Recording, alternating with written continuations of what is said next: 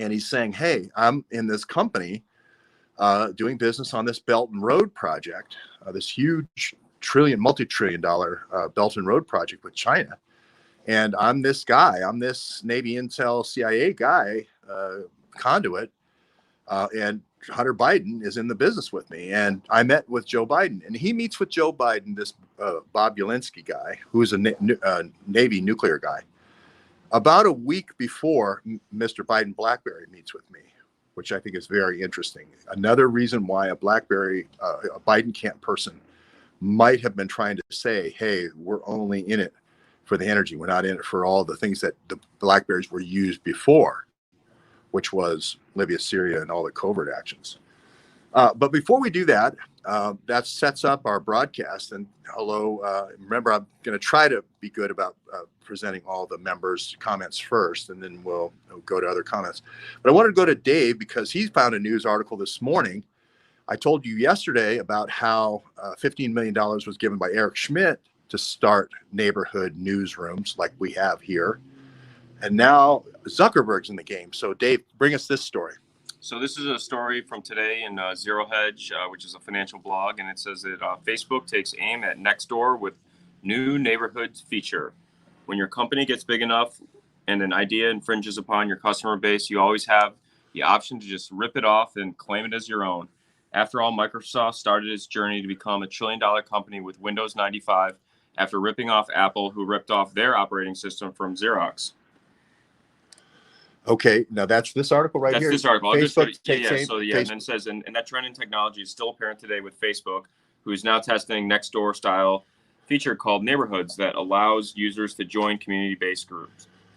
Right. So I think you are doing an interesting illusion of saying one rips off the next to rip off the next to do all the different. Oh, thank you, Eddie. Wow, look at this. See how things are dynamic here at the Neighborhood News Hour. And there's Mark. And there's Zuckerberg, and he's talking about neighborhood news. This is the second billionaire associated with the DNC in 2 days that have said that they've endorsed neighborhood news. We want the whole thing, though. We want to get the whole thing in here. So we've got the G and we have the F now. So we need Apple and Facebook, Apple. I think it's the N is Google is the G. Google's the G. I have to look up who's the N.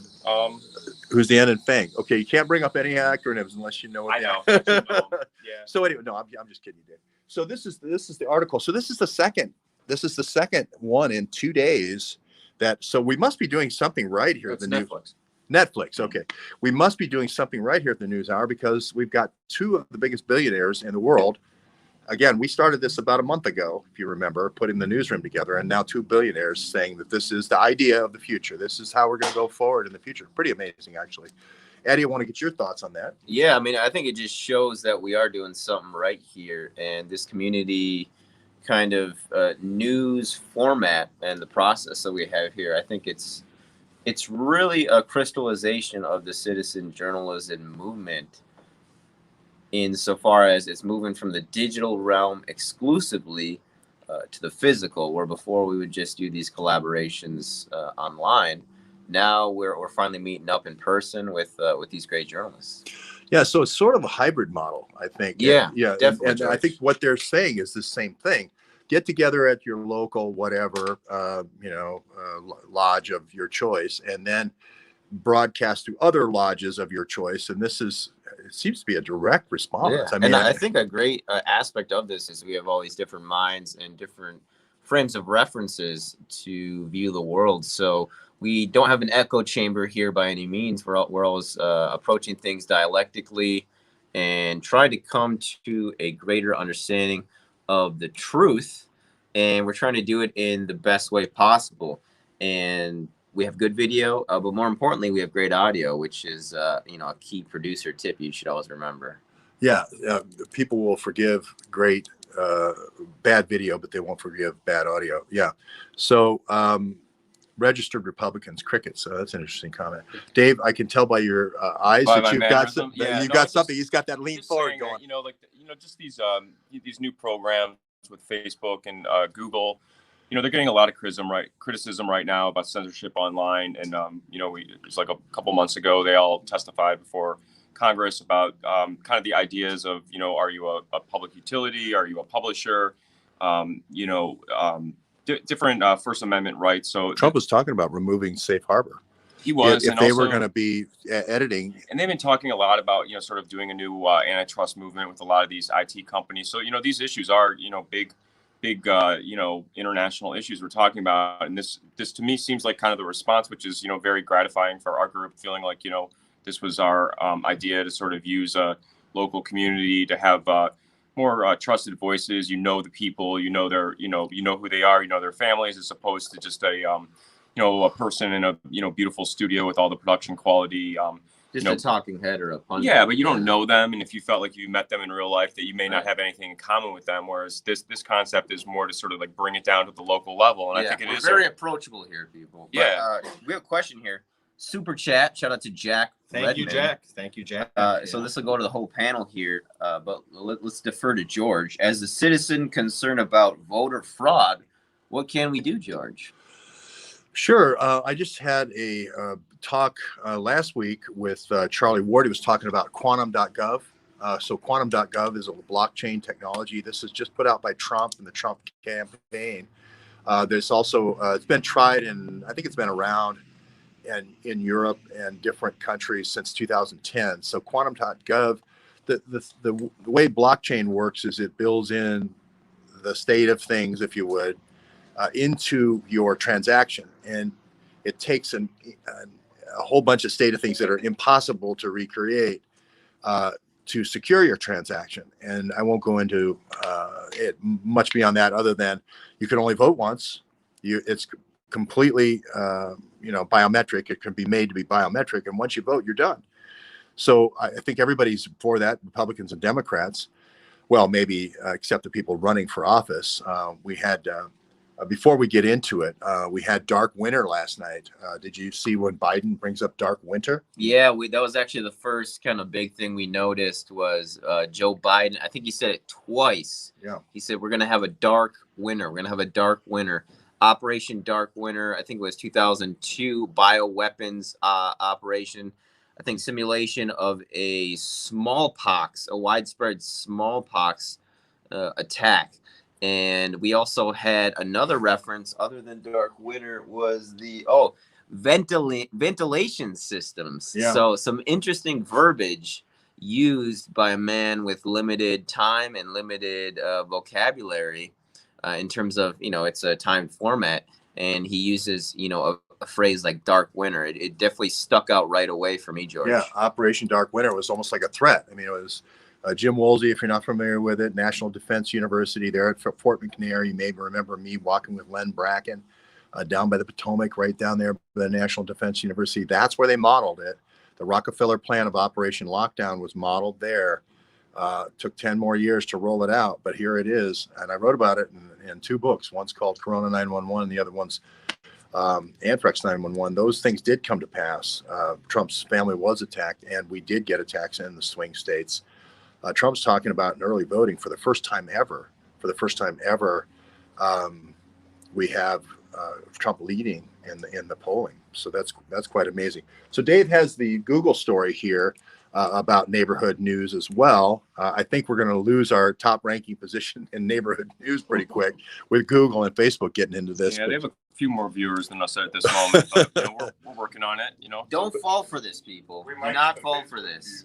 Google's putting $15 million into a support local news ad campaign. So you're going to see they're going to see this more and more from these big guys. They're going to go for the branding of, or just that down the street local news branding.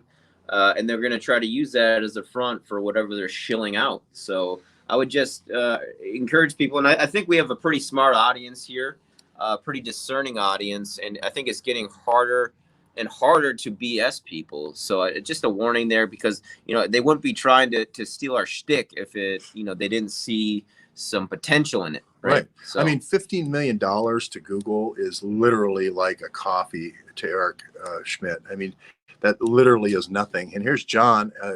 Addy, you want to take the question? Yeah, John Quinn, any news in the Falcon guy? We're not talking about Han Solo and the Millennium Falcon here, folks. What are we talking about? No, the Falcon guy, the Falconer. I think with any of these campaigns where they're going to give you a little bit of information and then a lot of hokum, you just have to know that Operation Falcon, I believe, was the spraying of Libya and possibly Syria from these Eclipse planes.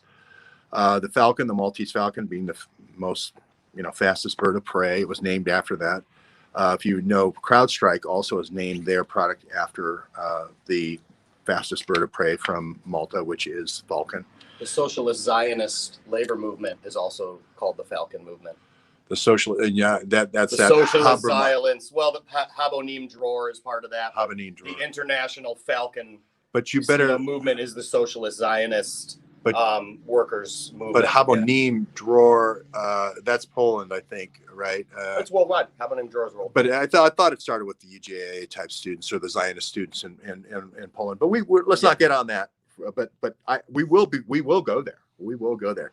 I can't wait to get to those Zionist study groups. We're going to go there. Tesla rockets. And we got Tesla rockets are the Falcon, yes, okay, and then the Millennium Falcon and Star Wars. I mean, we're going to get all the Falcons out of the way.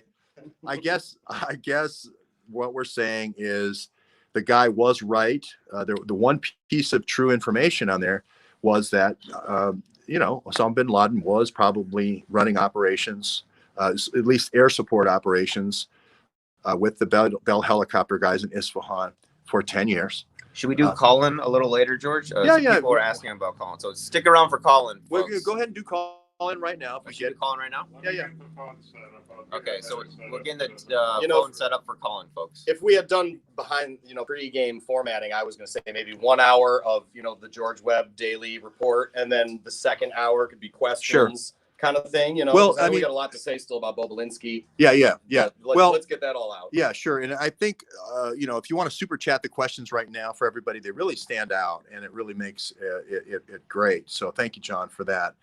And Bobulinski, there is no Wikipedia page for this man. You think there would be, but no Wikipedia page, and that's something we've talked about recently. Is the Wikipedia censorship.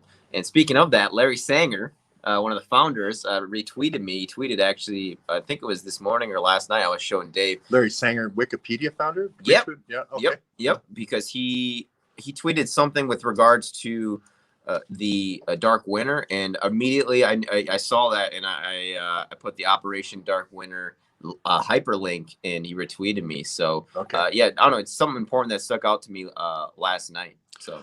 Well, yeah, I mean, we've been doing 4 years of prep for finally what happened last night. I'm not going to get a chance to say Bobulinski. Okay, come on. Well, okay. No, I don't want to keep turning the camera up because it gives people seasickness. So come around. Come around. Well, yeah. So I am getting to Bobulinski. Here comes our phone calls. Go ahead, Aaron. Sorry. You own the place. You want to do Bobulinski, right? I mean, no, but go ahead. Well, I want to the Navy keeps coming up. I don't want to disparage our armed forces. I don't want to disparage any, parts of the armed forces or whatever, George. But if you could give us a little bit of a review, all these guys are Navy guys now. This is getting crazy. Okay, so how many Navy guys? Okay, so muchas gracias, Manuel Pina, for the $5 donation. By the way, thanks to Manuel, Mr. Pina. Okay, we appreciate you. Apoyo nosotros. Local Noticias. Sí. Apoyo Local Noticias. Tiene razón. Y también a Thomas Medonis, $14.99 from Mr. Medonis there. So thanks for the support, guys. We really appreciate it. If you have questions, either you two gentlemen, even though you didn't link it in the chat, try to link the questions to the chat, folks, if you want to do that. So. Yeah, and we will. We're not going to save the Spanish to the end anymore. If you want to, I won't butcher Spanish anymore.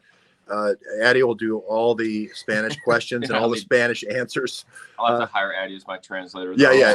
I'm a little rusty, but yeah. I got a position open here in an hour. So is this a call now? Yep. He is a gentleman from Washington State wants to. Okay.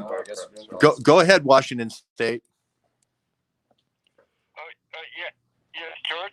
Yes. This is Charlie Heald here. Hey, Charlie. How you doing? I'm doing quite well. Okay. And I'm really happy to see what you guys are all doing over there in Ohio or in Michigan. Yep. And whatnot. but my question is, with Jason Goodman, and why is there? Because Jason Goodman does a whole bunch of good work. Yeah. And then we had the video of the BlackBerry. I know what you're saying, Charlie. Why can't we work together? Why can't Jason cooperate? Why can't Jenny Moore did that video with? And then why doesn't Jason? Why did they delete who were the people at Block Island? Okay. It was Anthony Weiner. Yeah. And Bill Clinton or whatever. Yeah. So Okay. what's up with Jason? Okay. That's my question. I'll address that, Charlie. Thank you for your call. I don't want to disparage Jason. Jason, I always said was very valuable because he does get the big interviews, and maybe I was a stepping stone in that. Once I had 40,000 subscribers, he had less than 100. So when we got 40,000 over to crowdsource, then he was able to get Charles Ortel and all these other people, Bill Binney, etc. All these people, Robin Gritz. But then he went on, he had a lot of talent, and he went on to get even bigger folks that we never got, Bernie Carrick, and he'll probably get Giuliani at some point. Patrick Byrne. Yeah. Dave's putting up Patrick Byrne here, which is a big interview. And he also interviewed Taggart and Laurel Everly, and these are key people to the Blackberries in Congress. So that I always encouraged, and it was better that we were apart, Charlie. Because you could compare what I was saying to what Jason was saying. And I feel bad for people who watch both channels that we couldn't have worked more together. But what you end up having is two different angles, two different perspectives, and look at how it all has come together. Now, it's true, Jason sometimes gets he gets worked with the kind of the CIA story of the day, like yesterday with Patrick Byrne. But there's tremendous amount of metadata that's in there that's incredibly valuable. First of all, I said Patrick Byrne had been a key CIA informant. Again, it's mainly, as Aaron said, with the Navy intelligence is another synonym for CIA. If you want to hide the fact somebody is CIA, you call them Navy intelligence. If you remember, Navy intelligence is the one who went out to the Taggart and search the Blackberries with Taggart, right? So that's really important that this Bobulinski is Navy intelligence, and he had a background in nuclear.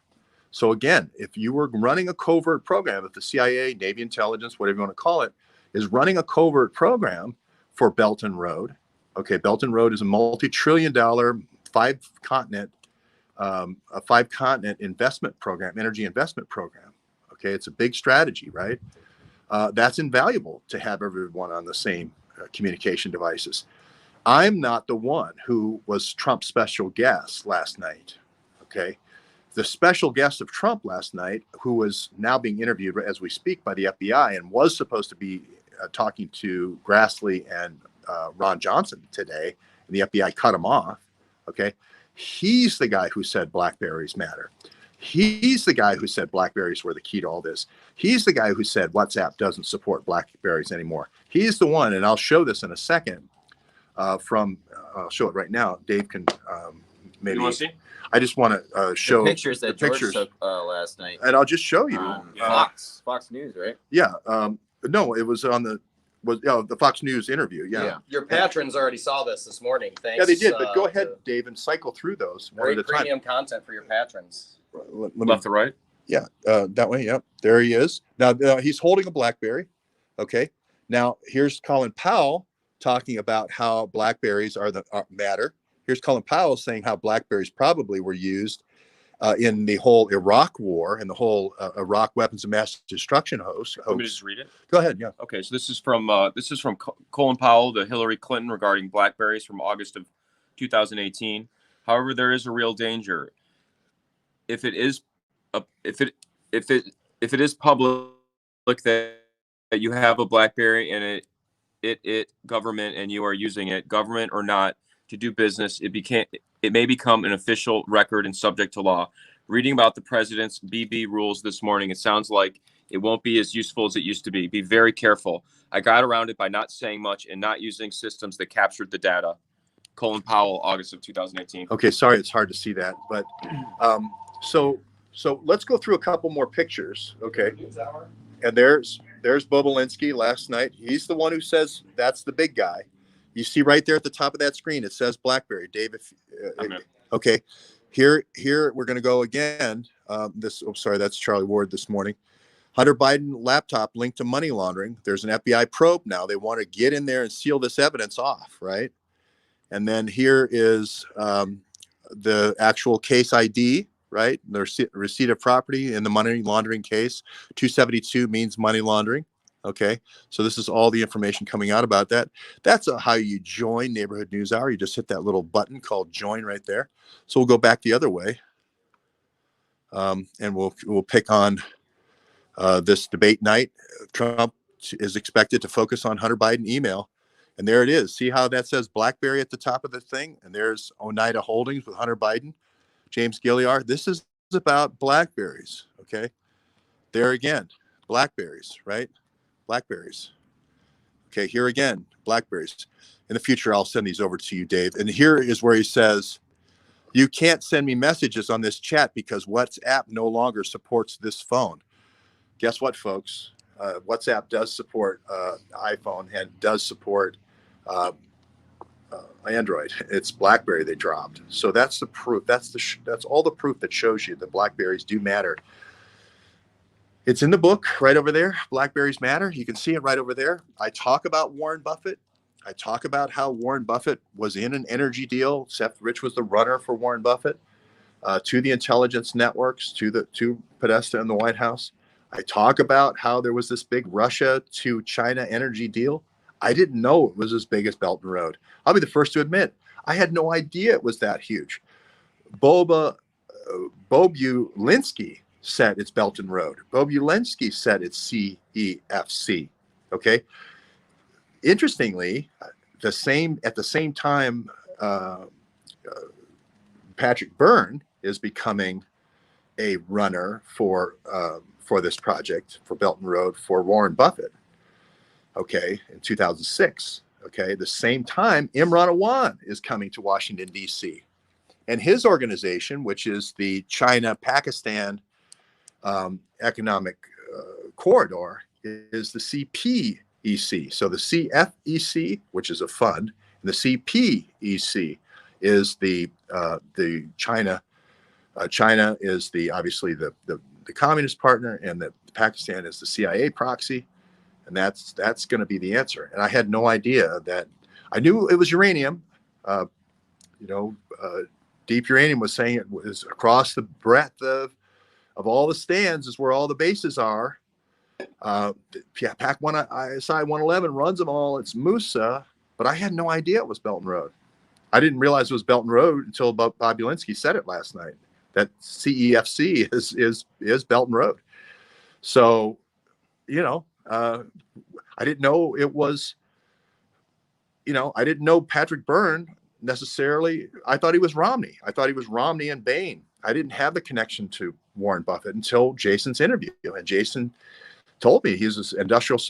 Patrick Byrne basically says I'm an industrial spy since the days he grew up in the same place I grew up, Fort Wayne, Indiana. Funny. Right. And I've been an industrial spy with Bain, and then I came up through the ranks, and then I got out of this Belt and Road thing. So there you go. So CPEC, China Pakistan Economic Corridor, right? Currently valued at about $10 billion. It's way more than that though, because even more now. Yeah. Well, the reason why I say that is just east of Faisalabad, they did this gigantic hydroelectric plant. They're building all these hydroelectric plants in Pakistan. Well, that's going to be the model for the Belt and Road. That's going to be the same things that they've been building secretly before 2013. They didn't make the program public until 2013, but they've been running this surreptitiously through Kazakhstan. Again, like Deep BlackBerry said, through all the stands, through all those stations, since 2006. So whatever they're building in Pakistan in terms of hydroelectric, remember, that's a great place to put a small nuke, because you can say, hey, we're getting great energy out of the river. And then you can put all the infrastructure, the electrical infrastructure, and you can have your little baby nuke there. Remember who buys this, who gives Hunter Biden the $1.5 billion kickback on a $100 billion deal? It's China Nuclear Group, not China not China Water Energy Group. Go ahead, Dave. So I'm sorry. just for background on the Belt and Road Initiative too, so people know that it did start in 2013 with Yi originally announcing the strategy during a visit to Indonesia and Kazakhstan. It also has sort of two phases. So the belt aspect refers to the overland routes for the road and rail, called the Silk Road Economic Belt, tying back into the historical Silk Road. And then the road part is actually the sea routes, which is the 21st century maritime Silk Road. So it is actually an on land and a waterway deal. So it is basically the entire shipping, transportation, logistics system for the entire world is what we're talking about. It's not a little deal. Yeah, and I had a meeting today with some people, obviously Chinese speakers and so forth, and people who are have connections with the intelligence folks. And this is basically a way of saying we're going to tie the whole world together with pipelines. We're going to tie the whole world together. We're going to use small nuclear plants to do the exploration. Then we're going to tie the world together with pipelines. It'll be a belt around the world. We're going to own that. It's going to be a belt around the world. And the reason why Xi got in there is because here's CIA saying, we have a way of tying the whole world together, and you're going to be at the very center of this thing, okay? And we'll go in 50-50. We'll proxy through the Pakistanis. And I had no idea it was this gigantic. But here it is. Okay, so we could just go images of Belt and Road, just show one after another. But if you look at the land route, it's going to go back to Marco Polo type route through Kazakhstan, etc. If you look at the water route, it's going to go back to some admiral that originally did the original opium routes. So, but it goes all the way from here near Shanghai, okay, all the way to Brussels, and then there's even an investment here by China Nuclear Group for a pipeline from Calais over to London. Again, this links all the nations up. This is how they're doing diplomacy with pipelines. Okay. And how are we going to get all the pipelines? Where's the energy going to come from for all the little towns that need to be created? Small nukes. This is why Bill Taylor talking to me is so important, because his dad did that. His dad did small nukes for field stations, for field army stations. So anyway, Addy, go ahead, Dave. I also wanted to comment just on Jason's interview yesterday with Byrne. He did talk about his role being actually, he said that Arlen Specter, who was a senator that I wasn't familiar with, just reading about him, he actually said that Specter used him to actually spy on the FBI as basically as an undercover agent looking into the FBI's activities, which, again, is way out of the normal chain of command for this type of thing. Yeah. So again, you're like immediately suspicious of this story. To Jason's credit, he immediately shot that down and said that's not how it works. The FBI has that capability in the United States, and he even corrected. Yeah, he was on the Warren Commission single bullet theory architect. So yeah,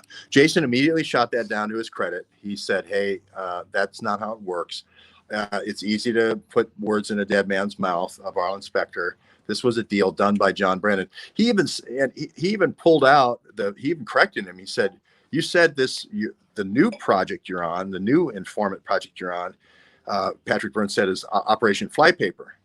And Jason had just read his blog, and he said, "No, it's Operation Candy Cane." He goes, "Oh yeah, that's right. It's Operation Candy Cane, right? Which is a candy cane that they give the little kids, to make them go away, right?"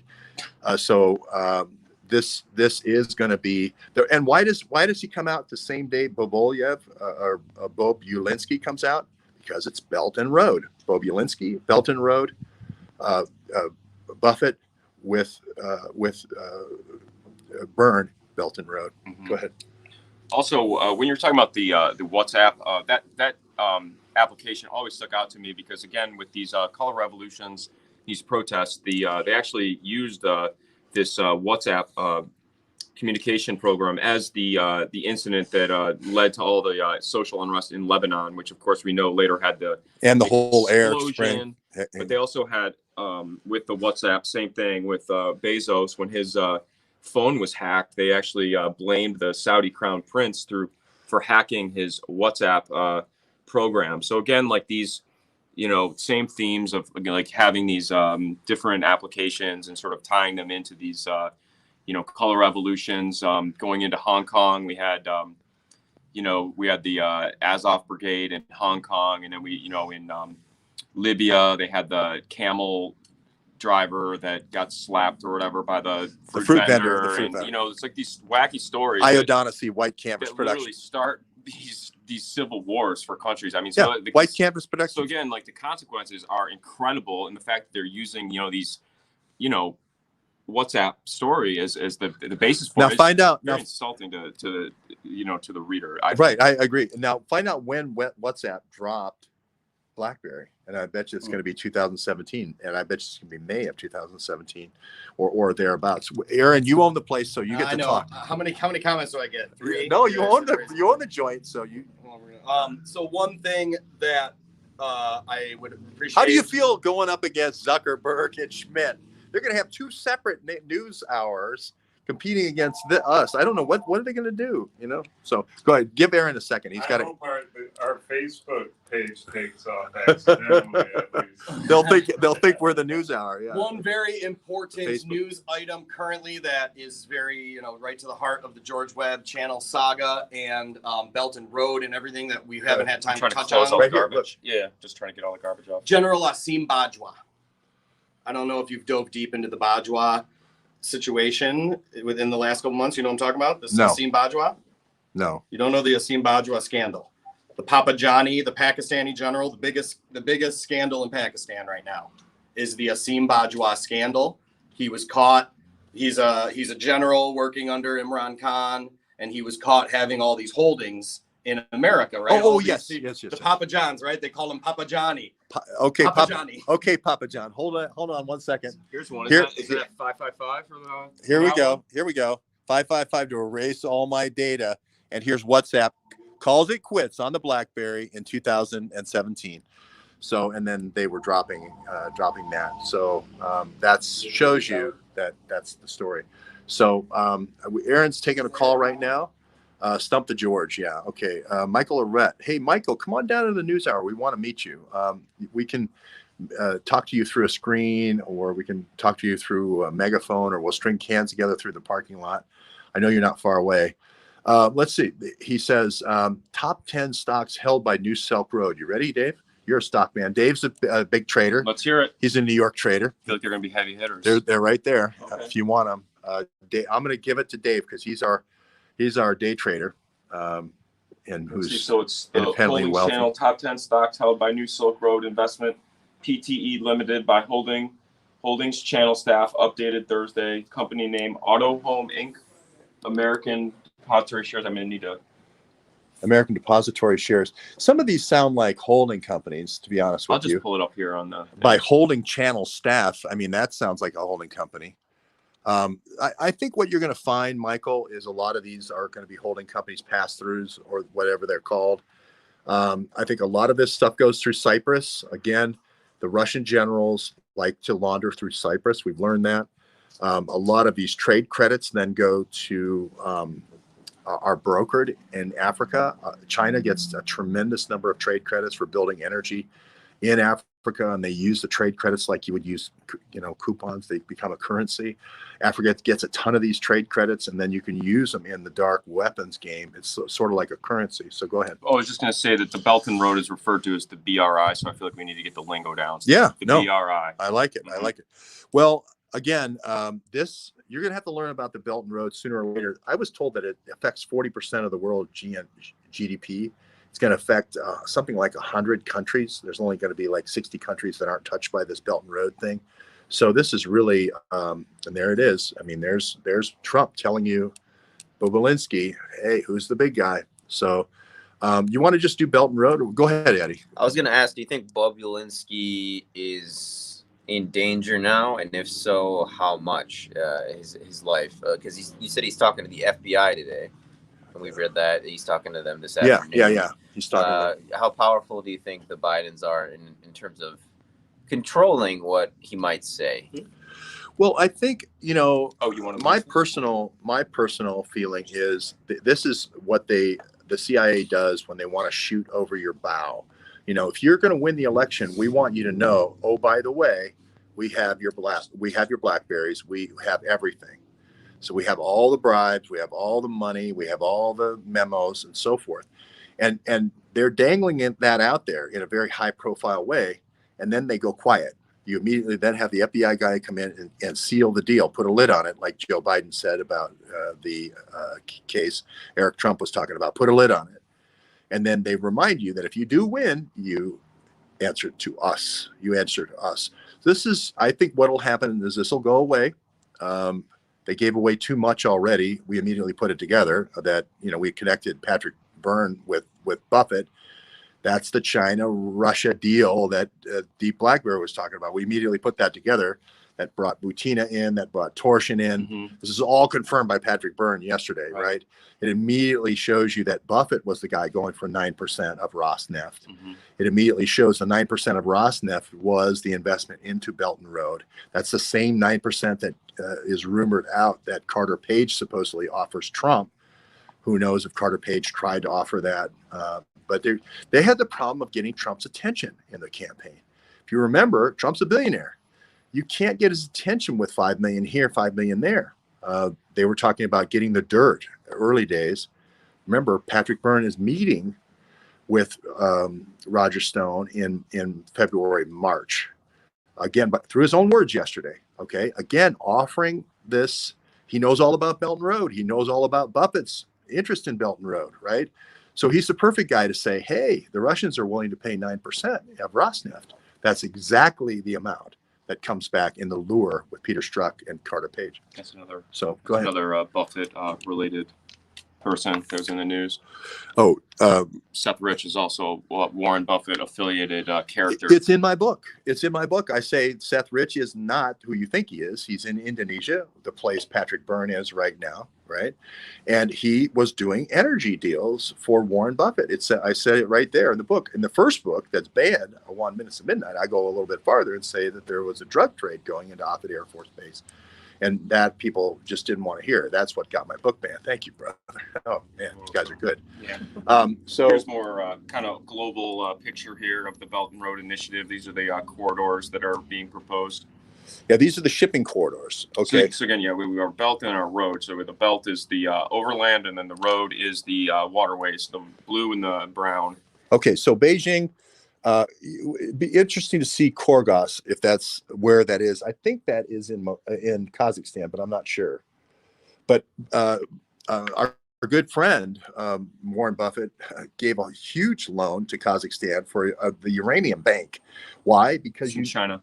It's in China. Okay, but the key is every Right on the border, though. every 400 or 500 miles on the border of Kazakhstan. The Uyghurs are? The Uyghurs, the slave labor. You mean Uyghurs are going to be the slave labor, right? But that's. I mean, I don't know if people know the geography, but that's it. It's right on the border of. Yeah, zoom in. Okay. All right. Well, it's basically right there. Okay, great. So it's right on the border, and the idea being that you gotta have power. People got to have the lights. You got to have the heat. You got to have the hot water to do the fracking. First thing you want to do is frack for the minerals and frack for the oil and gas before you start laying bedrock. Get all the goodies out. Get all the tantalum. Get all the precious metals out, and then you can start laying bedrock, right? So that's what the Belt and Road is all about, and that's why these small modular reactors that Bill Taylor's dad put in are so important. Okay, here's Bajwa. So I just want to say, read what I have. Go ahead, Dave. I just want to just say one quick that Korgos, which is in China and right on the border. I do know this now. Of Kazakhstan, it's considered the hub of the new Eurasian land bridge too. So that's another Korgos, hub of the new. Yeah. And now all we need to do is go on to Google Earth and look for signs of nuclear. Look for a river. That's your hydropower. Look, because usually these guys build a huge hydroelectric with the power, and that's a great way of hiding it.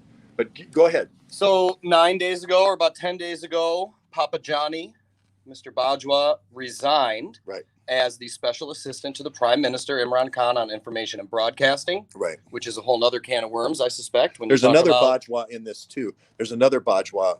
There's two. remember our Farmer Jones episode, the VOA Urdu office? Yeah, You know, very close to mean, Farsi. we won't even get into the broadcasting aspect because his whole, if you listen to his speech when he resigned, it was, oh, this little Papa John's pizza scandal, me owning all these little businesses And see in America. see this 12 core?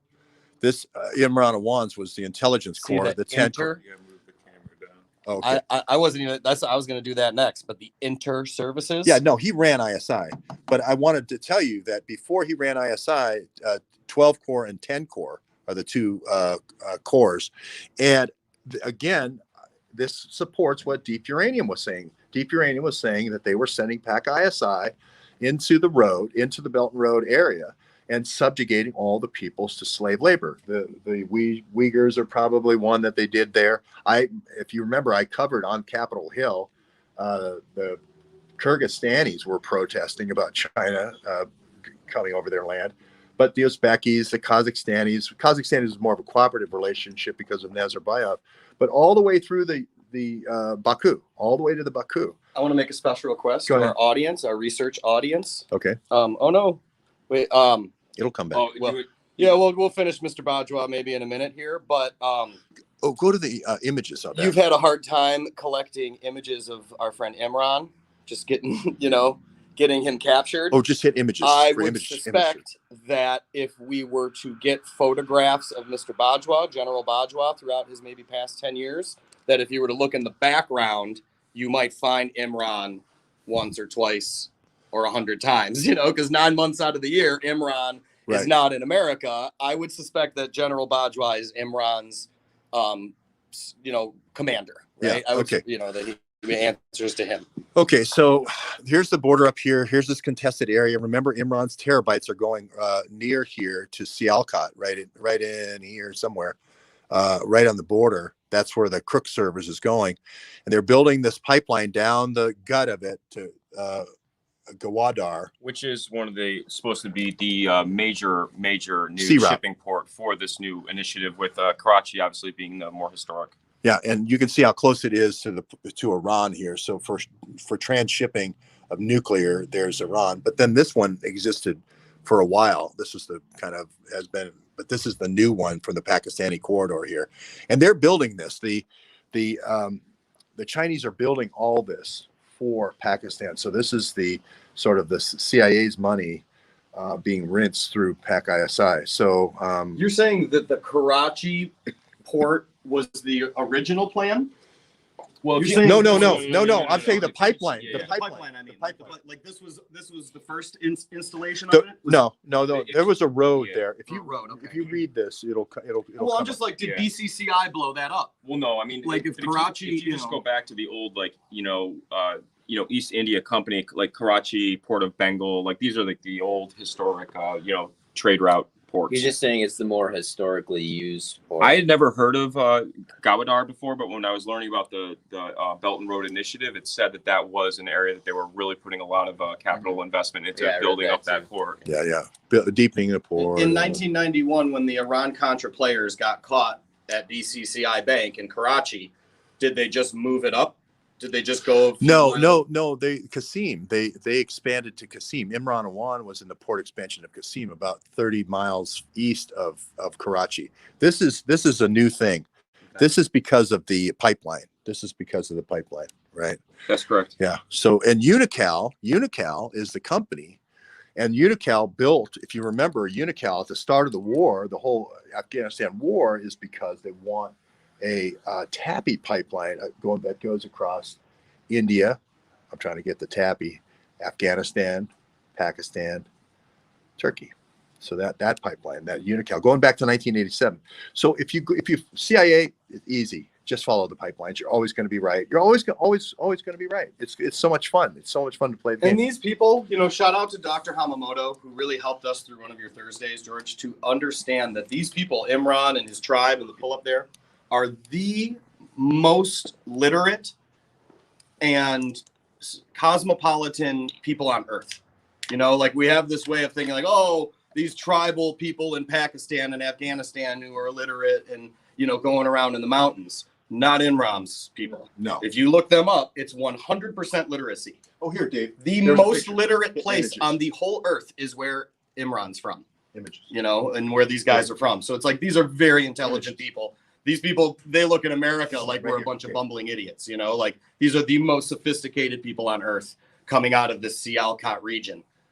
Just very intelligent, schooled, everything, you know. Yes. Dr. Hamamoto taught And us that. Aga Khan and Ishmaelis and all that. He's been very helpful. So here it is in cartoon form, which is the Gwadar Port, the Chinese-Pakistan railway here, okay, and then up to Kashi for the Kashmir.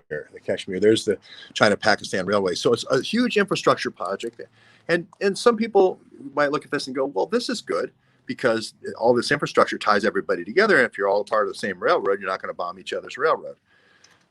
That's all well and good. I just don't want to have the American taxpayer money and the American economy be collapsed so that this can succeed. I just don't want to be the American taxpayer who funds all this stuff through the CIA while they leave us in the dust. It has been compared to a Marshall Plan also. This right. project. A Marshall Plan is the same idea. I just wanted to say, can we get this comment off so we can see each other a bit better? That's a little better. So I just wanted to say about the American taxpayer in general, and this is something I was unaware of, is just how powerful the demographic in the constituency basically of the American taxpayer is worldwide. It's perhaps the most sought after demographic in the world, and I think we should really be more cognizant and wary of where our tax dollars are going, because of these illicit schemes and criminality at the top is funneling our money collectively for these dark projects. And no one really realizes this. And I think not many people understand the importance of tax dollars and how powerful the American taxpayer is. Right. And so that's why when people say, hey, you know, you're pooping on a big project, you know, that's really good for everybody. No, this isn't good for you, because terabytes are for this Belt and Road have been going out of your Congress since 2006. Your money is funding this thing. And here is another good look at a pathway here of the this is a road. Correct. This is a road. I believe it might be a railroad historically. Yeah. Okay. But yeah, one thing too is when we talk about like what Addy's saying. I mean, I you know, obviously everybody wants their you know, their hard-earned tax money to go to, you know, projects that help, you know, other people in their country and their local community. But I think it is important to really think about, you know, who has the power to tax, how you know, how does that system work? You know, when is a law created that requires appropriation and spending? So all those systems are really important things to like think about the roots of that. Like how is money even spent? You know, how is the policy created? How is it funded? How is it collected? Like who are all these, you know, when you're doing these international deals, like what's the sequence of events that happens, you know, when we do these things? That is our problem, is that we have a basically a partnership between you know, the banking system and the Congress, and they have one group that creates the money for, and the other group that has the power to write the law, to spend the money, and also to distribute the money. So again, you have to like really learn those systems if you want to like tackle the problem. You need to know. There should be a check in there of the executive, though, right? Neighborhood News Hour is looking for a chief economic correspondent. Dave, unfortunately, I don't think you can wear that many hats, but he wears many. If we could get an economics person, you know, to do a show here, that would be great. You know, the pay isn't so great. No, I mean, follow the money is right. When people say that, I mean, it is, you know, it's basically like the fuel for the system. You know, you need to have it, and it's and just cultivating the interest of where our money is going, I think, is something, like you said, people don't really think about it, and they don't they don't know. You know, they just don't know where is this money going. I mean, where's our think about how the system was created, right? Going. Most people, you know, you work all week, you see how many hours you work, and you get a check. Most people don't look at the stub, but there's money, you know, withheld from your check. That's basically you paying your taxes each week. Then you have to do basically a reconciliation at the end of the year, filing your tax return. But most people, the money is just taken in small amounts. Again, it's the same system of just, you know, just taking a small amount that's like not that noticeable.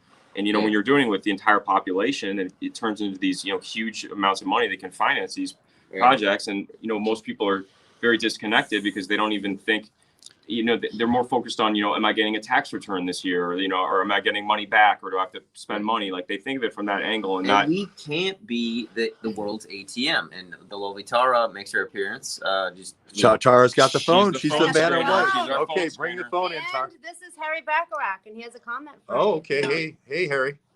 I was just in the Hey wind. guys, how are you? And gal. So I'm down at the Board of Elections today in beautiful Cleveland, Ohio. A beautiful day, and the lines are long, but you can get in and out in under 48 minutes. Here's the thing that I kind of want to report, and it is an active stand-down order of our media covering the congressional election here in the 11th district. So I have phone conversations as well as DMs with, a producer at Fox, the local Fox News, saying they don't have plans to do any interviews with any candidate until further notice, which, it's a week away or whatever. And I spoke with the woman who reported at the Cleveland.com, which is ultimately the Plain Dealer.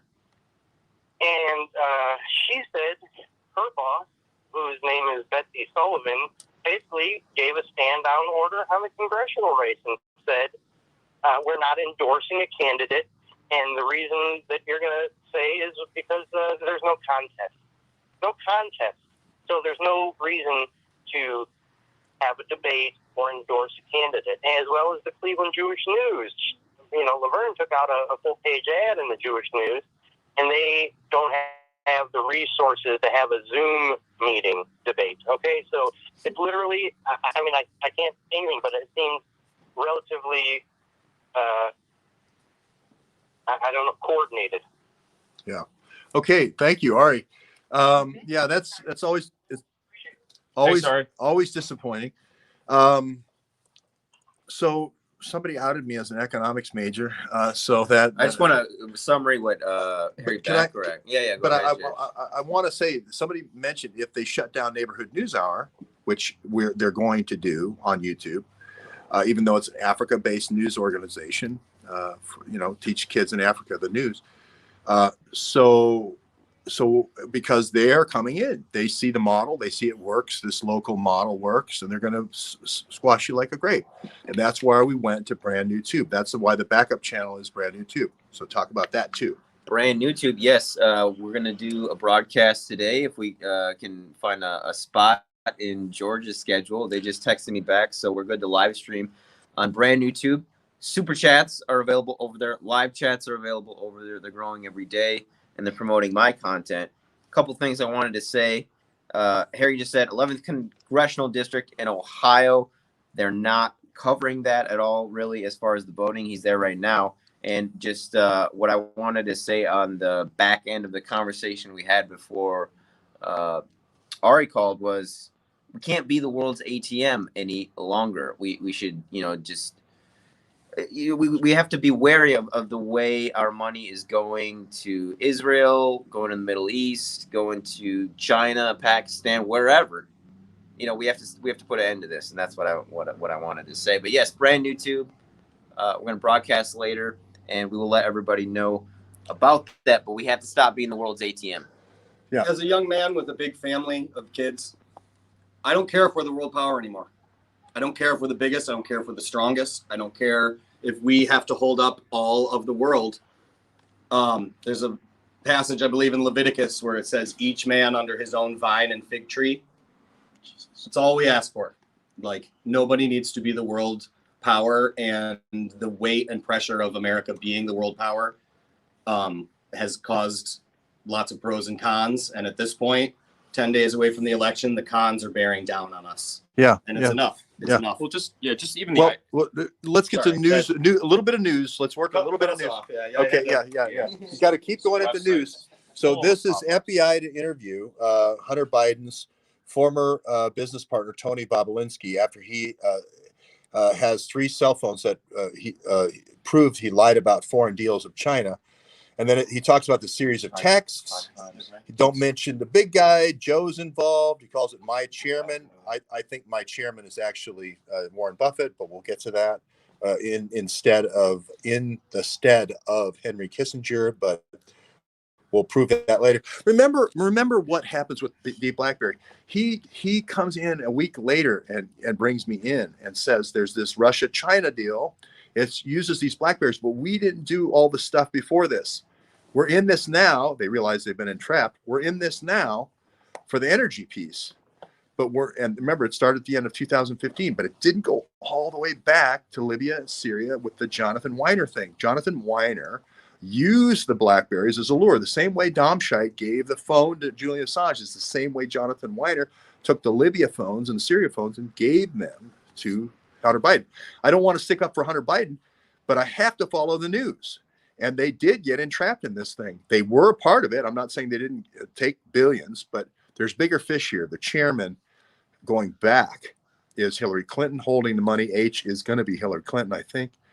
And I do think the chairman is going to be our good friend, Warren Buffett, in the place of or proxying for our good friend, Henry Kissinger. So you want to play it? Let's play it. Let's go ahead and play it. Addy Ad says play it. He's saying, I don't know if the vibe situation is. We're not going to hide. There's Laura Trump. Eric Trump said she's the best Trump. The best of them all. We saw her. Okay. You want to go for big volume? Unfortunately, go for big volume. Afraid I'm going to need a remote here. No. Go big volume. We got a remote. Oh, no. It's TV. All right. We're going to go big remote. We got it. That's probably. I'm going to bring you the whole Bobulinski. Bobulinski. Good evening. No podium, too. My name is Tony Bobulinski. Just a chair to hold the I BlackBerry. served as a lieutenant in the United States Navy with high security clearance. My father and grandfather both served for decades in our country's armed forces. Since leaving the Navy, I've been involved in various successful businesses, both in this country and abroad. I'm making this statement to set the record straight about the involvement of the Biden family, Vice President Biden, his brother Jim Biden, and his son Hunter Biden in dealings with the Chinese. I have heard Joe Biden say that he's never discussed business with Hunter. That is false. I have firsthand knowledge about this because I directly dealt with the Biden family, including Joe Biden. I have also heard that Vice President Biden said on Tuesday that Senator Ron Johnson, the chair of the Senate Homeland Security Committee, should be ashamed for suggesting that Biden family sought to profit from their name. Well, here are the facts I know, and everything I'm saying is corroborated by emails, WhatsApp chats, agreements, documents, and other evidence. And the American people can judge for themselves. I brought, I guess, for record, 3 phones that spanned the years 2015 through 2018. These phones have never been held by anybody else besides myself. I was told this past Sunday by somebody who was also involved in this matter that if I went public this information, it would bury all of us, man. The Bidens included. I have no wish to bury anyone. I've never been political. The few contributions I have made have been to Democrats. But what I am is a patriot and a veteran. To protect my family name and my business reputation, I need to ensure that the true facts are out there. In late 2015, I was approached by James Gilliar, whom I had known for many years, about joining him in a deal which he said would involve the Chinese state-owned enterprise, CEFC China Energy, and what he called one of the most prominent families in the United States. I was informed first by Gilliar, and then by Hunter Biden, and by Rob Walker, who was working with the Bidens, that the Bidens wanted to form a new entity with CFC, which was to invest in infrastructure, real estate, and technology in the U.S. and around the world. And the entity would initially be capitalized with $10 million and then grow to billions of dollars of investment capital. After months of discussion, I agreed at Gilliar and Hunter Biden's request to become CEO of the entity to be called Sinohawk. Sino representing the Chinese side, Hawk representing Hunter Biden's brother Bo's favorite animal. And between February and May 2017, we exchanged numerous emails, documents, and WhatsApp messages concerning Sinohawk and its potential business. On May 2nd, 2017, the night before Joe Biden was to appear at the Milken Conference, I was introduced to Joe Biden by Jim Biden and Hunter Biden. At my approximately hour-long meeting with Joe that night, we discussed the Biden's history, the Biden's family business plans with the Chinese, with which he was plainly familiar, at least at a high level. After that meeting, I had numerous communications with Hunter, Walker, Gilliar, and Jim Biden regarding the allocation of the equity ownership of Sinohawk.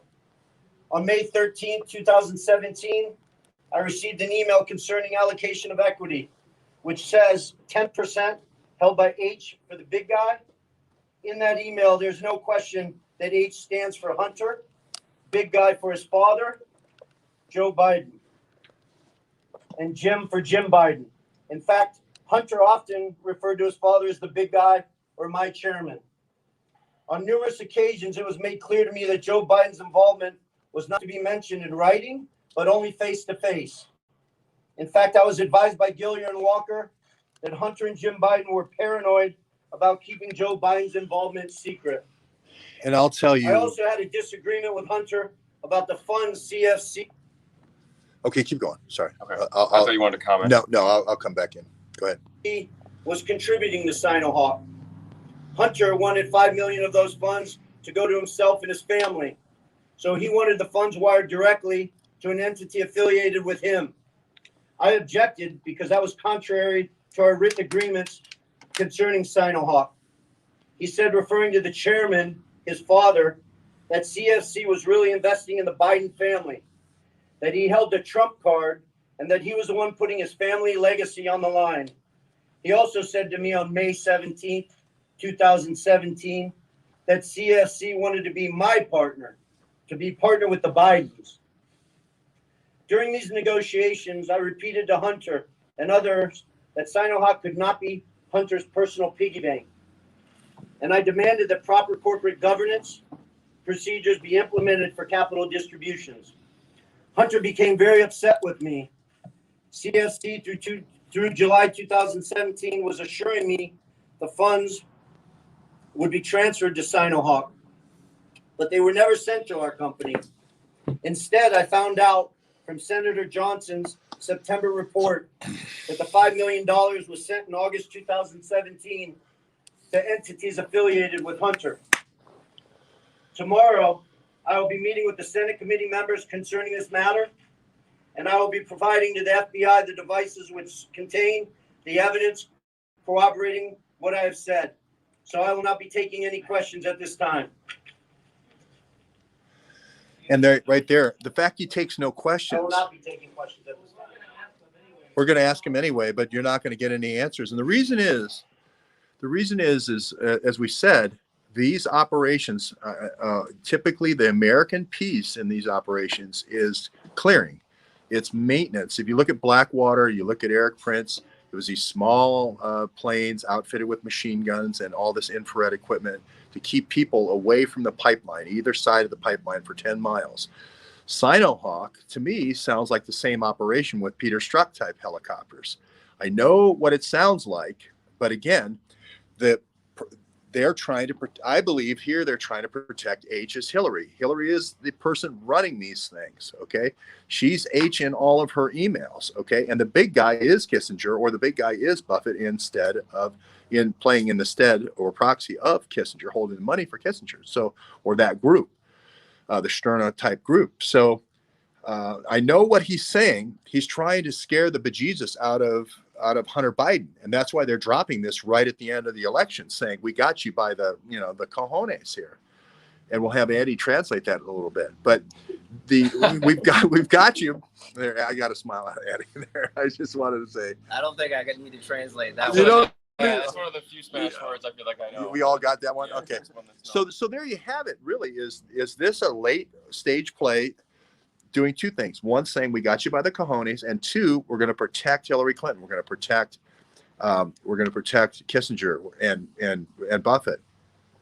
All the metadata points to that. You also had the IMDb indictment come down, or one MDB indictment come down, which was where we said they were funneling the money. And you had Bannon's gangster boyfriend, Kwok, the Chinese billionaire intelligence agency, with all of his Macau casinos laundering money. So you have Bannon all over this. Bannon's the one who comes up with the partial group of emails. He's the one who goes through and carves off the stuff that protects Kwok, and he just dangles out just enough to smear Biden. I'm not saying Biden wasn't in on it, but the feedback that I got from it was, oh my God, we got had in this. We're going to be the patsy for all this. And I think this guy may have come to me and said, hey, we're just doing the energy piece of this. We were just interested in the energy piece. We didn't do all the stuff back to Libya and Syria. That's my take on it right now. And I thought about this all night. I'm trying to put the pieces together just like you are. I had no idea it was this gigantic. I'll be the first one to admit that. And I'm wearing Pakistani ISI 111 green to show I'm trying to think like a Pakistani ISI 111 guy. Go ahead. I just want to say, too, with just the analysis on Steve Bannon, his background is naval intelligence like this. He also has a background with Goldman Sachs, which is in the $1 million, the 1DB, whatever. And he also has a Cambridge Analytica background, too. So there's a kind of a 3 for 3 there as far as. Well, and so does Flynn. So does Flynn. And so does, I mean, does it go back to like the Cambridge 5 and, all this stuff? I mean, it just seems like the Cambridge with Harvard and, over in England, it just seems like this legacy sort of OSS connection between the Brits and the American intelligence services going way back. Yeah, big guy Obama. I don't think that's true. Everybody says Obama, but I don't believe that's true. Go ahead. You think it's big guy is Kissinger then, George, and not Joe? Is that what you're saying? Just to clarify, because somebody asked. Yeah. I think the end guy is Kissinger. Club K is Kissinger, as we've said for 3 years. The dark weapons is Kissinger. Kissinger always thought American presidents were naive about bioweapons. They were naive about anthrax. They were naive about these different nuclear weapons. And we have to keep that going. If the president ever orders us to stop, we have to just make it covert. Yeah. The illegal we do immediately. The unconstitutional takes a little longer. Yeah, that's Henry right. Kissinger. Yeah. And this, to me, this looks like, of course, we have the 5 bioweapons programs with PAC-ISI. We have the Bajwa thing as a part of this, taking money laundering as a part of this through PAC-ISI. It just, this, again, they wouldn't be putting this out so late. If Bannon really wanted to help, he would have put this out in December of 2019. They're rushing you so you don't have enough time to think who H is. They're rushing you so you don't have enough time to think who the big guy is. The guy who does these geopolitical things at 5 feet chess, that's Kissinger. It's not Joe Biden. Look at Joe Biden. He's had his only line last night. We counted 10 times. Come on, man. That's his response to these things. He's not the one who put the Belt and Road project together. No, he's not. I mean, come on. That's just ridiculous to assume that he's the big guy. But why are they making him the big guy? Because they want to push all the guilt over on Joe Biden.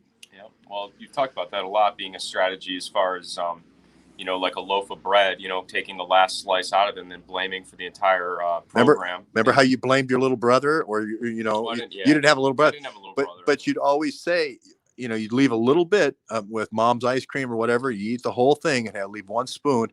And your little brother would go in and have one little. I didn't have a little brother. I was always a little brother who took the last spoonful stupidly. And they say Georgie ate it, right? So this is an old strategy, right? This is what they did. They left a little tiny bit in the mocha almond chip, and then here's Hunter Biden. And then he's got it in his mouth. He's realized, oh, I'm had. But now, hey, whoa! I don't want to get beaten by the belt. From Dad, I didn't do it. I just had that one last little scoop. That's what maybe Deep Blackberry was trying to tell me. So who knows? The Fall Guy. Yes, somebody said Fall Guy. So Addy, tell us about Brand New Tube and how that would save us if we ever got shut down. So Brand New Tube, you want to lower me just a little bit, George? Thanks. Is service out of the United Kingdom, and if and dare I say when Neighborhood News Hour gets ovened or nuked, which may happen, so as a possibility, Tell us the difference between ovened and nuked. Ovened is just like. Yeah, it's the same. Means the same thing. Basically. Oh, you mean it's a Jewish thing? Okay, I'm sorry. Well, no. That's a right. No, it's not. Just like it's censored, really. Just you got ovened, basically. Okay. Your channel got ovened there, George, and now we're here. That's a Ryan Dawson expression, isn't it? Yeah, it is. Yeah, okay. I've seen him say that on brand new too. Yeah. And he's speaking of Ryan Dawson, he's kind of the man over there on BNT. And you're Rhodium over there. The co-man. Yeah. And I've done chats with Ryan before too. If people want to check him out. Actually, Dave and I were listening to Ryan this morning when we got here. So go and check out chats on my BNT with George and Ryan, and several of which with George have been censored on YouTube. But super chats, live chat, and they're upgrading it every single day. So if people could migrate over there, I know especially some of the older demographics, learning a new website can be difficult, but it's actually quite easy, very similar interface to YouTube. And we're actually going to have our second episode of the Epstein Files sometime later this afternoon after this broadcast. So we want to, migrate people from the YouTube over to BNT when we do that. We had about it was like 150 people watching yesterday, I think, at once, and that was just on BNT there. And so just the BNT audience there was interested in what George and I had to say about Epstein. They're really big into the Epstein case over there in the UK, with his ties to the monarchy, the Queen, Prince Andrew, etc., and with news from Major Prather that it was actually an MI6 agent that whacked Epstein as well. So lots of links between Epstein and our British friends who speak funny over the pond there. But I just encourage people to check out our broadcast when we do that, and hopefully we can do that soon after we brush up here, or we finish up here, just because going to check in with George's secretary and see if he has an open slot today for the Epstein Files. But I just want to plug that, and I want to plug Ryan Dawson too, because if there's any man who's been censored more than George Webb, it's Ryan Dawson. And I want to give a shout out to Ryan for doing chats with me as well. He's a big talent, and I was even saying more. Aaron and I were talking about Ryan's influence off air a couple days ago. So I think the brand new tube link is brandnewtube.com, whatever it is, and then Addy adds ADDYADDS. Yep, and it's just like YouTube, but you got to do the @ too. So brandnewtube.com/@ Addy ads. Otherwise, you can just go on the homepage and you'll see me. Do they have an app for it, or is it just a web-based? No app yet that I'm aware of, just web-based right now. But I assume they will have an app at some point. So be on the lookout for that, people, because we are trying to spread out around here and really just take down the censorship and take down the deep state any way we can. And we got to have these backup channels to do that. And eventually, I think BNT will become a main channel for some of us or all of us. So yeah, hopefully YouTube won't oven. Well, I didn't want to say a Jewish African channel, but I guess it would. Well, that's kind of accurate. Yeah, it is kind of accurate. So, yeah. That's bad publicity. Aaron Adler's Jewish YouTube. Oh, way Jewish. Aaron Adler's Jewish. He's a super Jew. He's a Max Fisher super Jew. He is a Max Fisher super. Max Fisher grabbed this guy once. God's in charge, and I really want to tell YouTube that I really appreciate them, and I really appreciate their platform. And I hope that there are people somewhere in their office who have noticed us and thought that we are not racist, we are not deep state, we are not mean, we are not out for anything other than to be patriotic Americans searching for the truth. And so really, like, if they want to shut us down, please, like, here's my neck, right? Chop it off, YouTube, if that's what you want. I dare you, because I don't know. I don't have a plan. I appreciate all these guys, and they're trying to get brand new tube, and they're trying to do that. I have no plan. I have no backup plan. Just axe it, and let's see what happens. Because you guys axed George Webb. George, I know you're like a father figure or whatever you are to us, right? But like, they axed your channel. You know that scene in Star Wars where Obi-Wan, Addy, we're gonna get there, and he's like, you knew it was going to be a Shakespeare troupe. You knew it was going to be a Shakespeare. If you strike me down, I will become more powerful than you could have ever imagined, right? And George, what happened? They struck you down, and you have become more powerful than YouTube could have ever imagined. All they wish is that they wouldn't have canceled your channel and they would still have you on the diplomatic back channel sitting in front of a bunch of weeds talking to the world while we all sat there on the other side of the screen. But look what they did. I dare you. Stop this and we'll see what happens because when you did it to this man, our super fan little father figure here, George Webb, all it did was make it worse. Or make it better, right? But like, I'm sorry to say, I know. I can say that George is not in hologram form right now. Like, this is right out of Wuthering Heights, and you got Laurence Olivier casting his anger at the oceans and winds, and the winds have picked up here. You know, we've got no wind machine or anything. Racing for the punch right now. We're just like, whatever, man. Like, no, this is a little Shakespearean, but you know, Shakespeare had some good things. And right now there are a bunch of basement household churches in China. Right, there's a bunch of people who will get murdered if they want to practice their religion in China and throughout history. That has gone on, and they do it. And they find basements, they find living rooms, they find fields. Like, cool, man. Take us off the internet. I don't care. We will continue to move the ball forward. Yeah. No stopping it. And there is no stopping it. And I will let everyone know that you will also be shutting down a house of worship. This place is used quite a bit for we have Bible studies veteran services and veterans. You will be shutting down the homeless vets, and you'll be shutting down the vets who are getting animal therapy so they don't commit suicide and so they don't OD. And I have links to other websites. Yeah. How much would a fan have to super chat to get George Webb to come to Bible study at 7 a.m. tomorrow morning? Oh my God! Don't say things like that. I know, right? Well, I'm sorry. there's $4,000.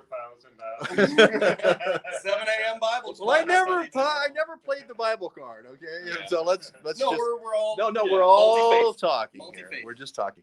So I think this is a good point. I mean, we don't know what's happened, what's going to happen with Bobulinski, but I think what's happening, we can already see it. It's going to be slap and seal. I see a slap and seal coming. Even going back to the beginning of COVID when we had the first charrette. I mean, the way they bring what George was saying as far as Kissinger saying that the American president can't understand that the history of these germ warfare programs and stuff. That was a lot of what we were looking into when we were researching the history of chemical and germ warfare. Going back to Fort Detrick, they had the anthrax 8-ball, and Unit 731 was like the Japanese program. So there is a long history of all this stuff that is not considered when you talk about this. You have to think about that as far as how you would create an antidote to these different problems like that. That's all the program. It's not new. We know that it was. We know the programs were changed. On that note specifically, if Sinohawk really is a repeat of Buttigieg, right? Spraying, you spray a corridor, right, with the bioweapon, and everybody gets sick, and everybody goes away to your USAID. Sometimes it's lethal, sometimes it's not. But the idea is get everybody away from the area that you want to control. It's an area of control mechanism. And it's China Hawk, right? Yeah, Sinohawk, yeah, and that's a Sinohawk type move. And what I'm saying is what Deep Blackberry was saying, again, not me. He was the one who was saying there was a corridor being cleared. Now, he never said Belt and Road to me, but he did say all these stands. We've been talking about these stands for 4 years now. And if you were that guy, you were that Navy intel guy, I think he's more on the nuclear side. He's a nuclear sub guy. So he's putting in the small modulars. But there is going to be a Buttigieg type guy who's doing the spraying. And that is something you would want to cover up. You would want to hang this on Joe Biden a week before the election so they don't have time to defend themselves, right? And then make everybody think H is Hunter, not Hillary. Make everybody think the big guy is Joe, not Kissinger and Buffett. But it's going to be Buffett and Kissinger. It's going to be Hillary. It really is. Is it going to be the Stern gang then? The Stern gang, yeah. Is it time to go Stern? Well, We will. It's Stern gang. I know. When you say it's Kissinger, I mean, like, what does Stern that mean? gang. He's a 90-year-old man who can hardly walk across the room. But that doesn't mean it's not like Kissinger's there counting it out and depositing. that doesn't Yeah, mean but the you wrote Stern all the gang. white papers. I mean, he was leading these all these think tanks for whatever 70 years. I mean, so. Yeah. This is a Kissinger thing. And these, Come on. these Oh, plans- we've got calls coming in. These Come- plans are written High down. level interrupt. Here's Tara. Tara's with a call. This is not a call. This is Batgirl, and she has a question. Okay, come on in. And she just gave $5 for this question, so thank you, Batgirl. Oh, you gotta let her in. Gotta let her in. Oh, I'm in. Okay. You're so skinny. Let her in. Come on. Let her in. Anyone? Oh, we'll get Wuthering that wind. Heights. Wind is Wuthering in. Heights. Yeah. Get Olivier. Oh, it's Bobulinski. Get Olivier. He's coming. Hurricanes coming in. Any more news regarding land acquisition in Ohio by Bevan Cooney? Bevan Cooney. Okay. So Bevan Cooney is the business partner. Bevan Cooney is the business partner of Hunter Biden. And this is where a guy like this would come in, because what you do, what you need is a small small reactor. It's a coffee maker basically, and you run your operation. So literally it's like making coffee. You heat the water up and you spray the water and you get oil. And you go to a place that's been tapped for the easy stuff like Toledo. And we went to 3 or 4 places. We went to Fostoria. We looked at the Autolite plant that was purchased. It would have been a great place to go. Autolite was the same place that had the very high performance spark plugs for the big engines. Like we're talking about the Merlin engine from Rolls-Royce and all these very high performance engines. Autolite would have been the perfect place. It had those same kind of German engineers down there. Okay. Sorry, I gotta go through. Dude, I want to go to another Eric Trump rally. I should have gone with you guys that night. That was fun. Pence was in Fort Wayne last night, and I really get the feeling that there's another meeting that they were having. There was the dark weapons. There was Eli Lilly. I can't remember the name of the Eli Lilly company that's making the anthrax in bulk, but we had ran that one down.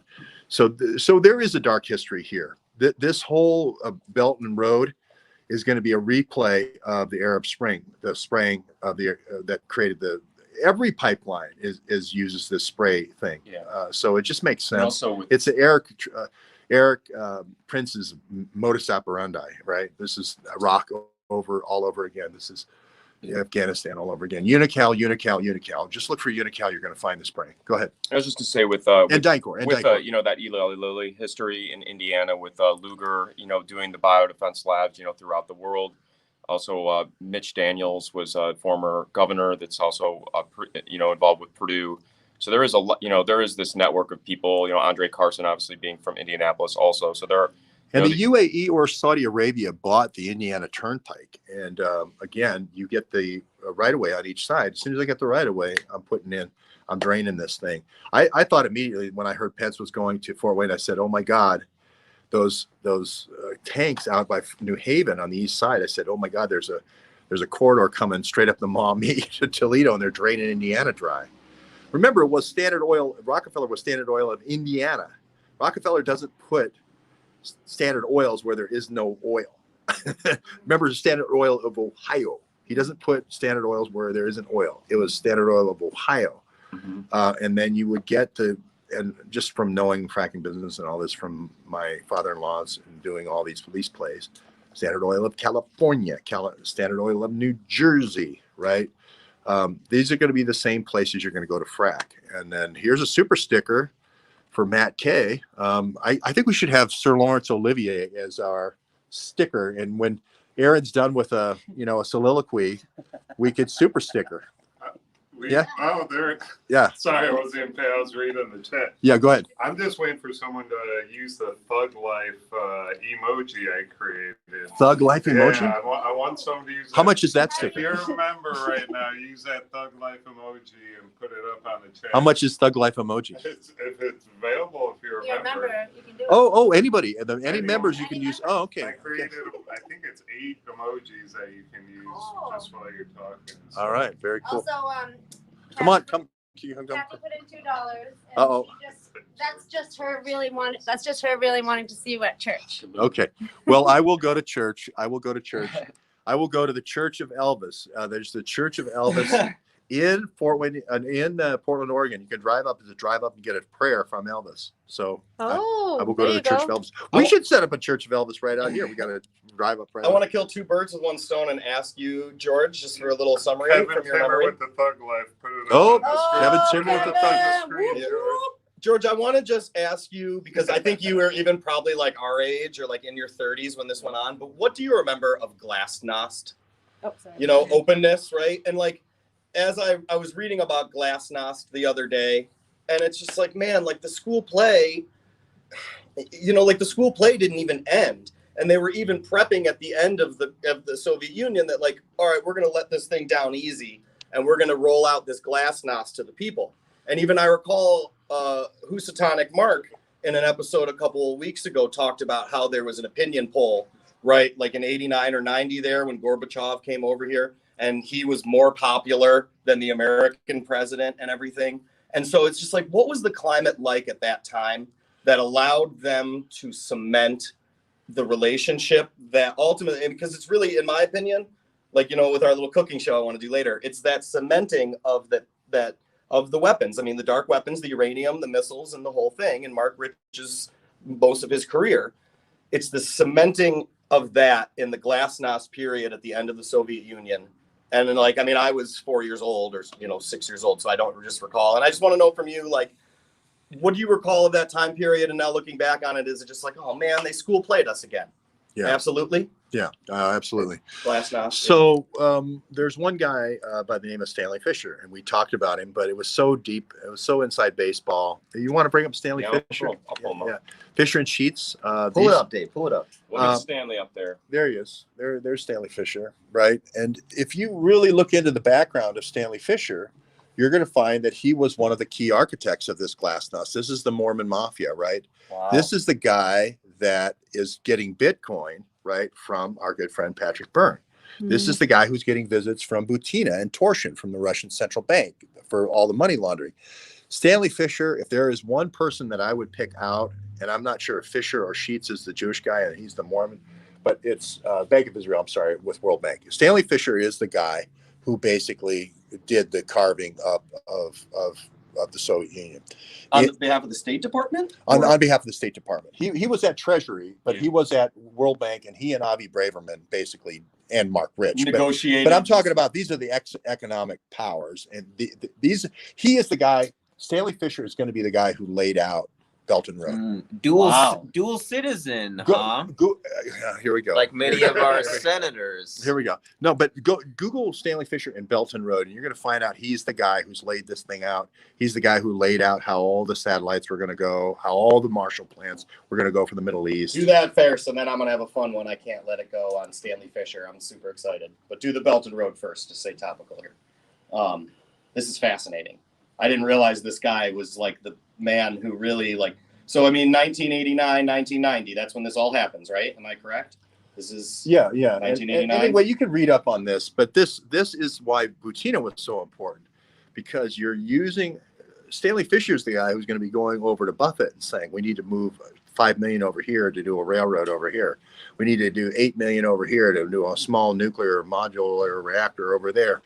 Kissinger can't keep all these details in his head, right? The World Bank has to be the group that's loaning money for all this.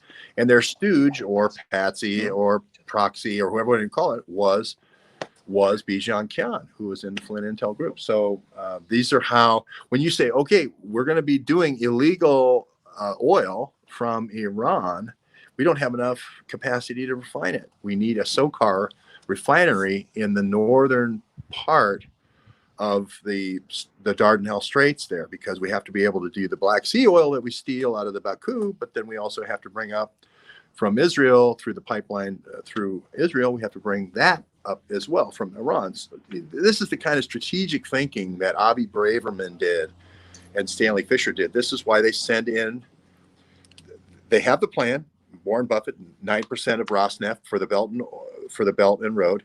They give it to Butina, who gives it to Kislyak, who then offers it to Trump through Carter Page, right?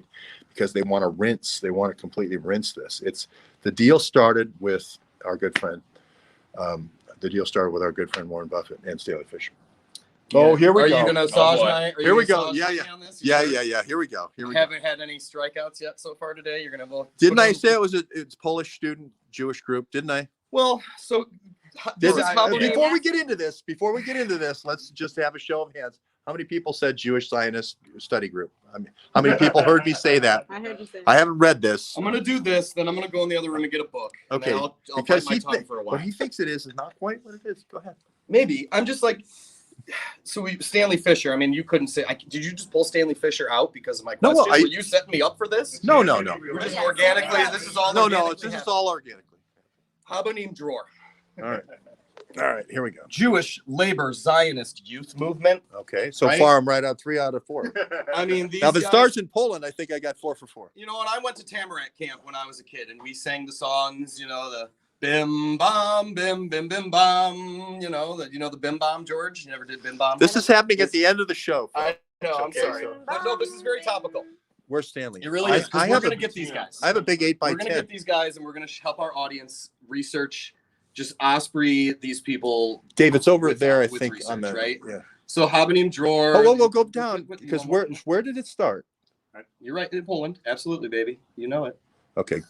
So They were responsible for the so ghetto this is Warsaw just- We're just gonna uprising. go quick to socialism. You know, I mean, these guys are old. Oh, let's school. do the song. Bim, bam. This is probably not the Bim Bam song. I Okay. think my camp was It's the not. National Israel Yeah, anthem. let's hear it. It's a little loud. A little loud. Okay, kill it.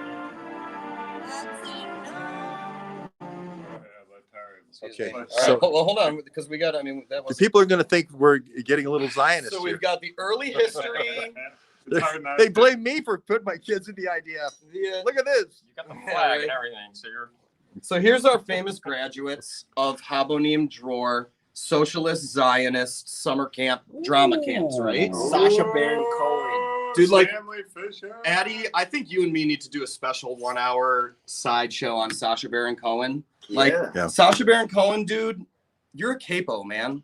Like Sacha Baron Cohen, you are like, oh my God. Let's not start on Sacha Baron Cohen because like this dude is really like, I just want to make him cry in his soup and realize how bad he's been to the Jewish people and how he may be one of the biggest enemies of Judaism in the history of time, Sacha Baron Cohen. But I believe all the people on this list really could be. See, this huge. is how we were going to But, like, do not Mormon Golda, not Brotherhood Golda. now. We're going to do it. We're going to do it at the But just, end like, of look all at these this list. segments. So if you drop away as a viewer, then we're going to just give you a I'm little. sorry if I No, took you just off little track. eyedroppers. We're going to do like Steve Bannon Miss it. is going to do with the Sinohawk. Dude, We're like, going to give this you a little dude eyedropper. Doesn't go to this summer camp and not have it be a big part of his life. I'm sorry. But I just want to say, I said this a long time ago. This is where I came up with point. Sorry, I'll just say, School in defense- play. School play. Oh, we gotta. In defense of Aaron, Sacha Baron Cohen is on the front page of pretty much every newspaper in the country right now with the Rudy Giuliani, yeah. being in the hotel room Yeah. with a girl that said she was underage but was really 24. Part of the School movie. play. But this Yeah, is on the seems front like a page of the school story. play. So as much as we want to, say Borat is a, a stupid throw to get you not to think about Warren Buffett's, LEU bank, uranium bank in Kazakhstan. I mean, he is, a public figure that is on, that's timely right now. So let him have it, Aaron. I want. One paragraph and I'll be done for the day. I I promise. say this. I said this 4 years ago that Seth Rich was going to the Wisconsin, your school. My neck of the woods. Yeah. University of Wisconsin, one of the greatest research universities in the world. Wow. Okay, we're charging you money next time. So he had this little summer camp. They all did the thing. You be the guy who's in favor of the pipeline. You be the guy who's against the pipeline. You be the guy who is only concerned about the kids. That whole thing. Sort of the Edelman players. And this was the DNC leaks. And I know how hard this is to believe. And I went there and drilled down. And I wanted Seth Rich to be the hero, but he's the bag man. I hate to say it for Warren Buffett. And so is his brother. It's hard. Can we thank Nancy Carter real quick for Yeah. $24.99? Thank Yeah. you, Nancy. Yes, thank you. Shout out to Thank- Nancy Carter. Yeah. Aaron, you got his paragraph, and then he's Uh-oh. going to be done for the day. Well, no, I don't. I mean, No. Go ahead. shut me up. Throw things That at me. looks So I got thick skin. It's okay. that looks like church to me. I think the $2 has been, paid. No, Shout out to Spitzer's Jewish bookstore at 11 Mile and Losser in Detroit. This was a $33 book I got recently. Related to Iliad. Oh, here it comes. Here it comes. Possible. I'm going to read this paragraph because even in the chat, I can see all these people in the chat are like, oh, I thought Sasha was Jewish. Oh, it doesn't make sense, right? Go ahead, Aaron. Hey, people should know that Sacha Baron Cohen is Borat. Okay, yeah, I think that's Borat, but here he is, New York Times from 6 hours ago. This is Kathy, and she has this is Lady Scripts, and she nice. has a very specific question for you. Yes, comment Kathy. for you. Yes. Hi. Sorry. Hey, Aaron. So I have a psychological response to your question of how they got away with it. Okay. Okay. So first is the assassination of JFK, which really took the heart out of a lot of people's hope in America. The second is the dumbing down of America, particularly through the school systems and the deterioration of what's taught and what's expected.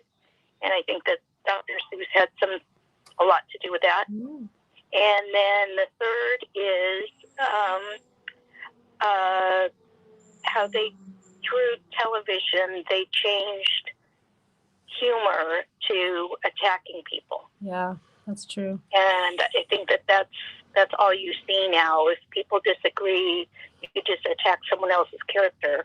You don't say, well, this is what I don't agree with your behavior. Yeah. Thank you. I agree. Great. Absolutely. 1, 2, 3. That's Excellent. what's great about the neighborhood too, to get something kind of thoughtful Thanks, to get us Kathy. back on track Thank you, to Kathy. think about. That was great. Lady Scripts. Sorry. Yeah. Lady Scripts. Dave, go ahead. Oh no, Aaron, go ahead, please. I just, as people, discuss like who's Jewish, who's not Jewish. I won't take you all the way back to the Bible where we could go to Exodus, or do some stories in Exodus. We're going to go to 1919, the Bolshevik Revolution, right? I got a question. Who do you think, which tribe is the Stern Group? Which of the 12 tribes do you think the Stern Group thinks they are? Dan, Reuben, or Simon? I say Dan, but You think Dan? yeah. Well, I'd put my money on Dan. Okay. They don't think they're the Levites. That's for sure. weren't the Levites the rabbis? Yeah. Well, Yeah, like yeah. the priest class would be Levites. Yeah, so, like, And who would the Kolomoisky's group be?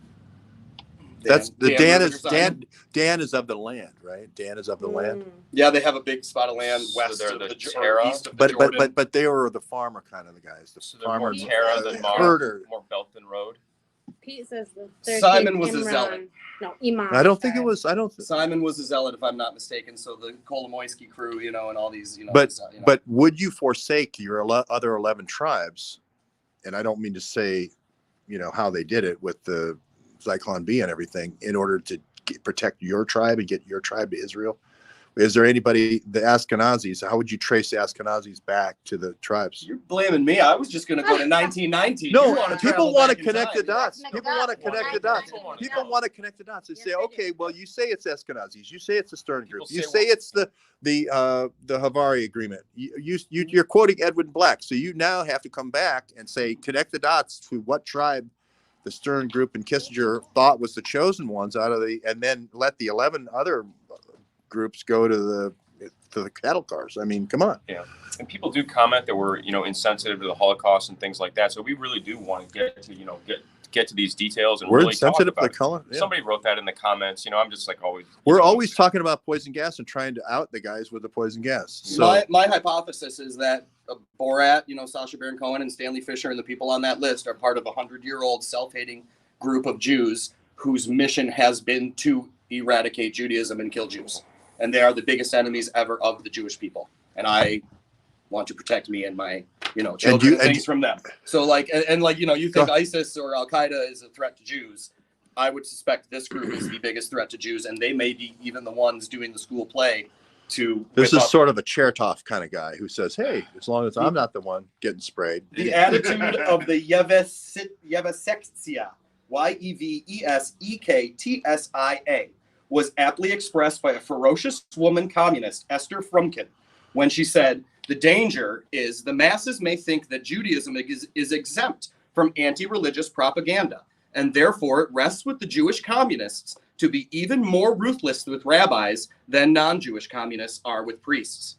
Jewish farm cooperatives and agricultural colonies made a special point of raising pigs in order to prove that Jewish farmers had broken with their religious tradition. That's what's going on in 1919, and that's the height of the Bolshevik Revolution, and that's those Jews, right? And we can trace them through summer camp and everywhere else. Yeah. Stanley Fisher, like, give me a break, dude. But also Palmer raids is in that era where, that we're starting up, the idea of, the Russians being this enemy of, America. That was also in right in that same time frame, 1917, I believe. I know I'm a little indefatigable, but you started it with good Mossad, bad Mossad. It's indefatigable, but what started you started it, George. You said good Mossad, bad Mossad. Okay, Anti-Defamation League. So we wanted a site. This is Triumph of Survival by Beryl Wein, or Wein, as you say in German. And do you remember what chapter? Oh, the story of the Jews in the modern era, 1650 to 1996. So that was the book that Aaron was reading. Yeah, wouldn't you say Chabad Lubavitch? I mean, again, I say Kolomoisky is a part of the Dan again, because they're the blood and soil. I think they got their big break with megatons to megawatts. I think if we link like the growth of their, tribe or crew, it's going to go right back. I mean, they've been around for a while, but like, I'll bet they got a whole lot of money started coming in. Mark Rich. I mean, just the whole thing. I mean, like, it's all going to go back to these Soviet dark weapons. Bevan Connor, Bobulinski, Hunter Biden, Joe Biden, Hillary Clinton, Mark Rich, the Bushes, Iran-Contra. All of it, all the stories go to the Soviet weapons and the end of the Soviet Union and what they were going to do with all the military assets, who was going to get them, how they were going to get them, and who was going to get what. That's the story. Somebody's saying, Kimberly's saying the tribe of Dan split. Indefatigable, yes. They split from Israel. I am indefatigable. Yeah, that's me. But they split. They said the tribe of Dan split from Israel. So, I mean, well, they all split from each other. I mean, there was a terrible breaking away, and then we're not doing Bible history here, folks. We're going to get back to this. We're going to get back to this. Bobulinski is the big thing for today. We're almost gone 2 hours. Thank you for all. Go ahead. Why don't you? I don't know. I was going to say, Aaron and I can do a Bible deep dive. We'll probably do some Bible deep dives and some old text deep dives at some point, just so we can get into the history. Is it going to be Christian Jew, Christian Jew, Christian Jew? What is it going to be? Yeah, we could do that. I'll do the Christian Reformation slant, and then Aaron will do the Judaism slant. I have a bit of Bible knowledge, but nothing like Aaron. Aaron's a guy who really studies. I know this all seems nebulous. We are getting Bobulinski though, as a dark weapons exfiltrating group. I mean, he's maybe not even like the bad guy. He's a whistleblower now. But like, George, it's about your story, man. Yeah. I'm not trying to take everybody into Bible. No. I'm trying to talk about your story. No. It's coming together, man. Like Hunter Biden. That's where we're at right now, folks. I think sometimes when you zoom out a little bit, like when you get stuck on a puzzle, you kind of zoom out, look at the big picture again. You got to have a little kid who sees the dog's nose and puts the last piece in at the Christmas puzzle, and you got all these adults staring at it. They can't figure out what that black piece is, and the kid goes, "Oh, that's a doggy's nose," and he puts it right in and walks away. So that's what we got to do, is zoom in, zoom out, and I like it. You didn't like my metaphor of the fridge pounding the ball into the end zone? Yeah. All analogies accepted. We know all analogy employer here. Just go ahead, Dave. I didn't know even the background that you were talking about with the different groups, as far as like trying to pick which affiliation you thought they were most likely to be with. Like, I don't even know that background. I never even heard that or had any concept of it. So I think it's good to even bring those things out so that people can at least study the history of these things, so we can we're working on a foundation of what really happened, and not necessarily the the media stories that we've had for since we know for instance that we had the Fort Detrick and all the chemical weapons and biological weapons that came from the Nazi concentration camps. That's where they were doing the development of these things. So they turned into the Monsantos and all these other things. So we're not far off of talking from the roots of coronavirus and how this thing gets subbed out to PAC ISI. What do you got here, Dave? Oh, this is the atomizer. Yeah, that's the 8-ball that Dr. Judy used to race up the steps. Wow. Yeah. Yeah, tell me they don't want to atomize things. Tell me they don't want to aerosolize things. Look at that. I mean, that's Fort Detrick. That was the Nazi weapons program. So the people are this. They're the same people. Kissinger put these scientists in here. The intelligence officers that were working at Fort Ritchie were the key guys that put the Nazi paperclip guys into this. They could have said, hey, these guys are ex-Nazis. No how, no way are they going into Fort Detrick, but yet they get put in here at Fort Detrick from their same poison gas plants in Germany. The same thing happens a couple of miles away from here in Dayton with the Advanced Air Force Research Lab with all the Nazis. So Fort Ritchie, is that Port Ritchie, Florida? Fort Ritchie is a little bit north. It's up by Camp David, and that's where they call them the Ritchie boys. Those are the guys who interrogated, the Jewish guys who interrogated all the Nazis at Fort Hunt.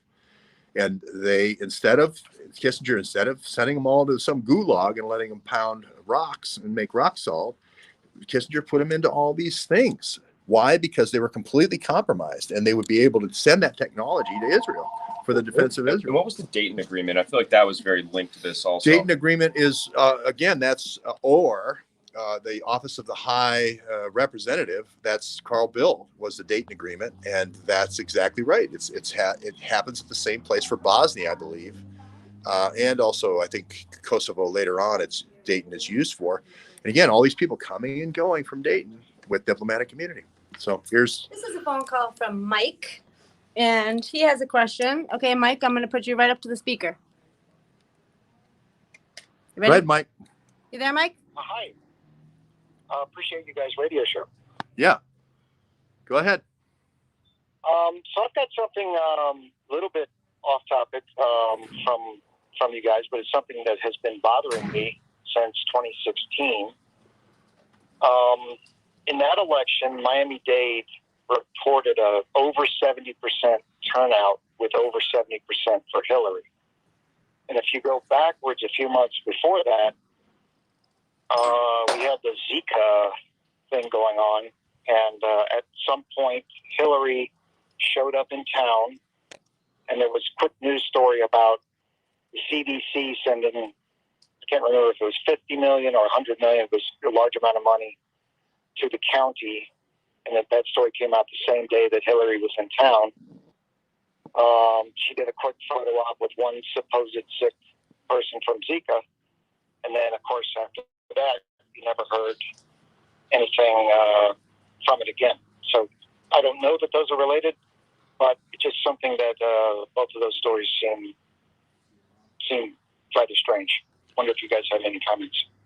Well, yeah, I did a couple of stories on this with mosquitoes, the vector, and in this case was for West Nile virus that had no West Nile for decades in Miami, and all of a sudden now West Nile breakout in Miami. And again, this holds the polls open. People could say, I don't want to go out. I don't want to endanger my kids. I don't want to endanger my older, parents.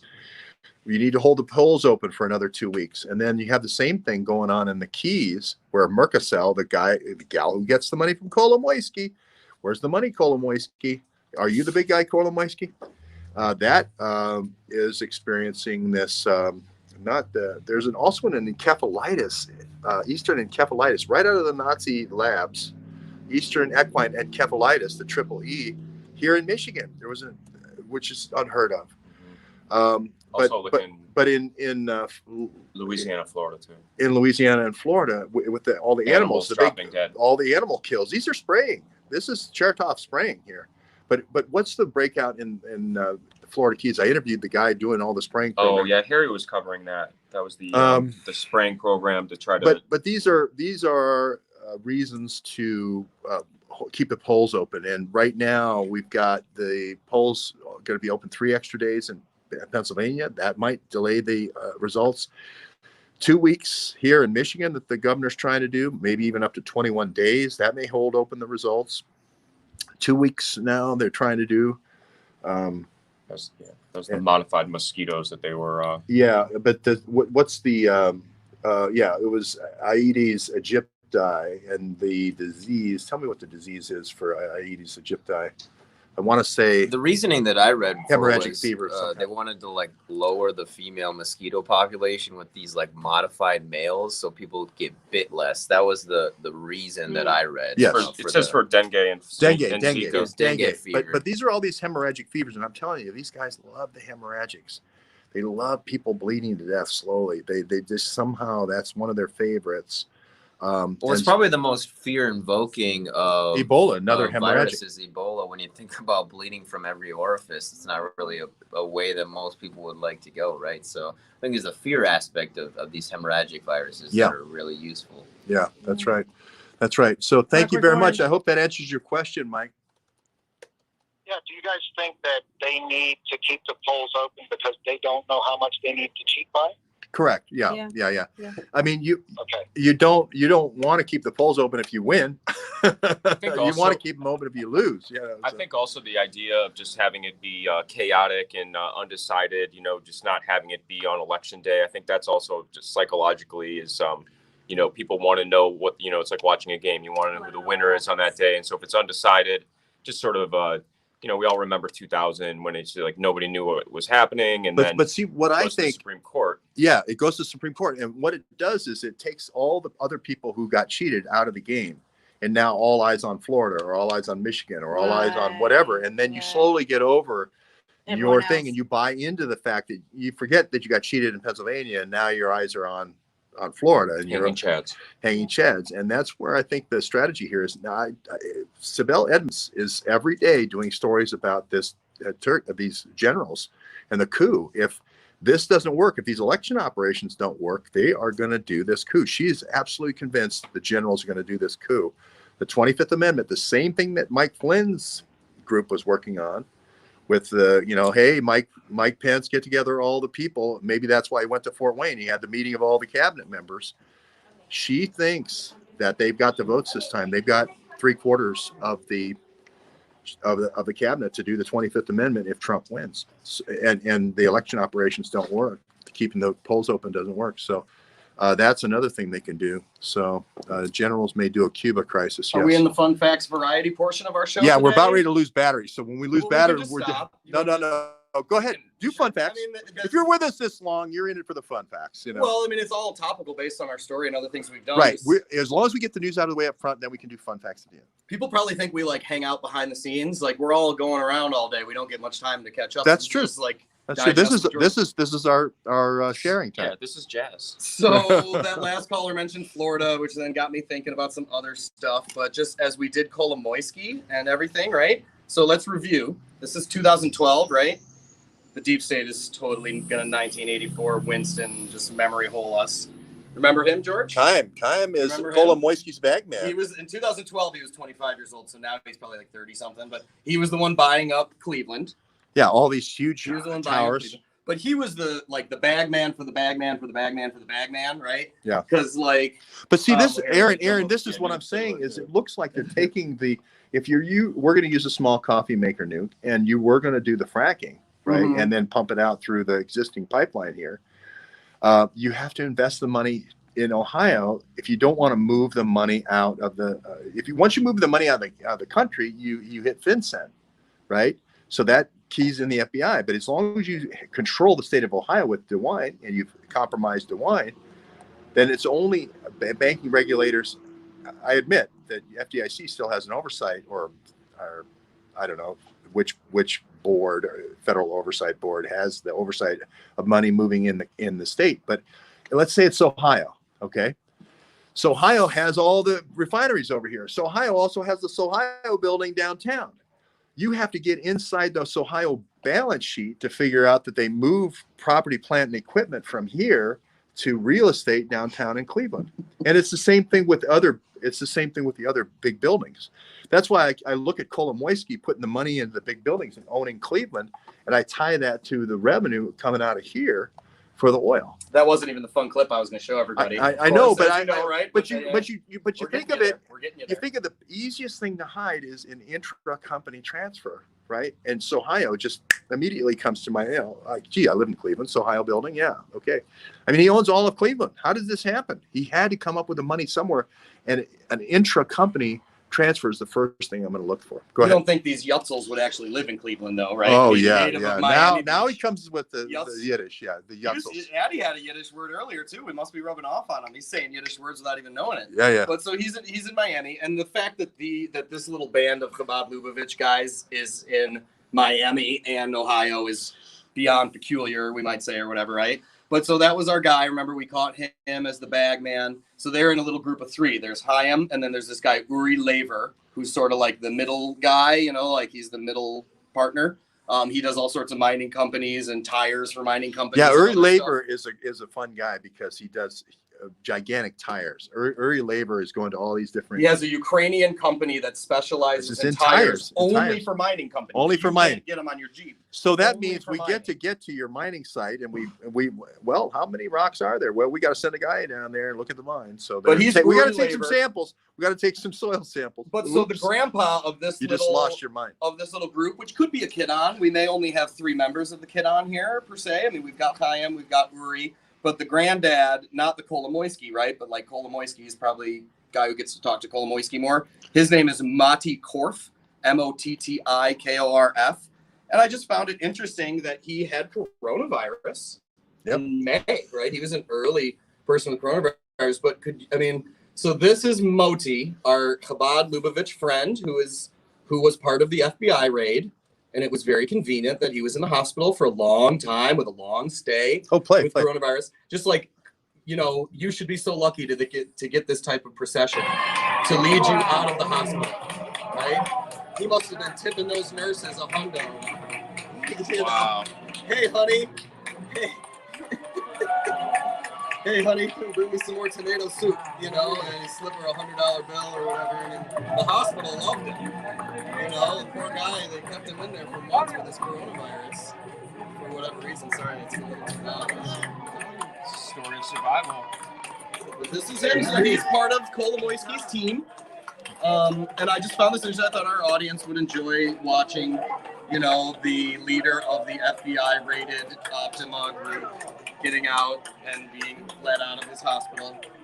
So when I see things like this, with the huge acidic beard and then all masked up and stuff, I think that's the guy who's not Marty Korf. Marty Korf's going somewhere else to do a pipeline in Toledo. Marty, M-O-T-T, not Marty.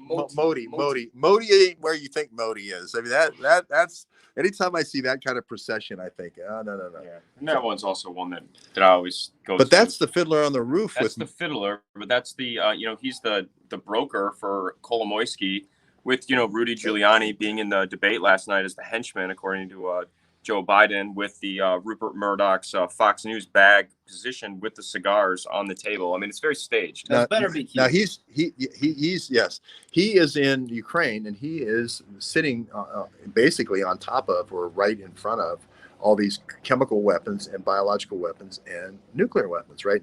About 30 miles south of Kiev. He is literally the fiddler on the roof. He is the guy that you have to fiddle with in order to get for these operations, which is kind of amazing. And he literally played Tevye in Fiddler on the Roof. I'm not kidding. But the story too was and Rudy Giuliani is stupid enough to meet with him in Paris. How stupid is this? But it also goes is this a school play? Goes to the impeachment too, because you have to remember that that Trump was using Rudy to do diplomatic relations with the Ukraine, using these is it Fruman or Parnas there? This is Parnas. Yeah. But using these two, legacy gun runner guys that, have, like you said, have the traffic. IP communications to Peter Strzok, Redstone Arsenal, and Fort Huachuca. That's the land of where spies are trained. The Maggot Miles, where they come from. For 20 years, the Maggot Mile. Rudy, for 20 years, these guys were on the Maggot Mile. For 20 years, they were laundering money. For 20 years. And you set the president of the United States up with a meeting with Kolomoisky with these guys?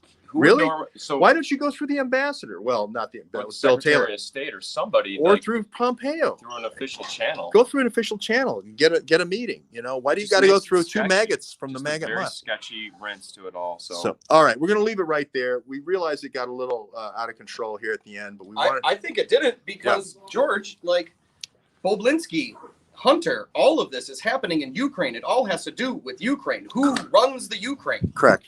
And look at the picture right there. Do that last picture for me. And they had an impeachment over this stuff. I mean, you have to remember that's on the record. They did this one? Yeah. This is the world's largest and most up-and-coming Jewish center in Dnipropetrovsk, Ukraine. Yep. This is like the bigger land than that anything. Toledo Marathon Oil built right there. I'm just saying, like, this is very topical to the story. I think Ukraine is the this is story. actually ex-Soviet weapons. This is Glasnost.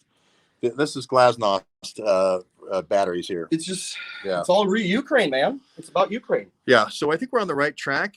Kevin, great show. 2 hours. We just hit the 2 hour market. We really do have to go at 2 hours. The phone is dying. Thank you all very much for joining. Remember to join the channel. That's great. I wish I could be clicking on all the comments, but people found it distracting. So if you want to go to the Periscope, you can see the comments. If you want all your comments to be displayed prominently, become a member for $3. There's my Patreon if you want to support me and what I'm doing. Notes. Look at Addy's notes. Dude, this was incredible. That's just two. He's got like 6 pages of notes. Now, how many of those are girls' phone numbers? I mean, let's just be honest. Those days are over. These they're on pause. They're on pause. They're on pause. Is that in, Still is that in, game. I'm just going to say, is that in Manafort's black book or was that in Epstein's black book? I can't keep track of all the black books that we have. And let's remind you, Teshenko is the guy who runs the Sistema, the Moscow Mafia, and he's the guy whose wife, Butorina, is sending Hunter Biden $3.5 million. Trump mentioned all these things at the debate. Okay, thanks, everybody. We'll see you all tomorrow.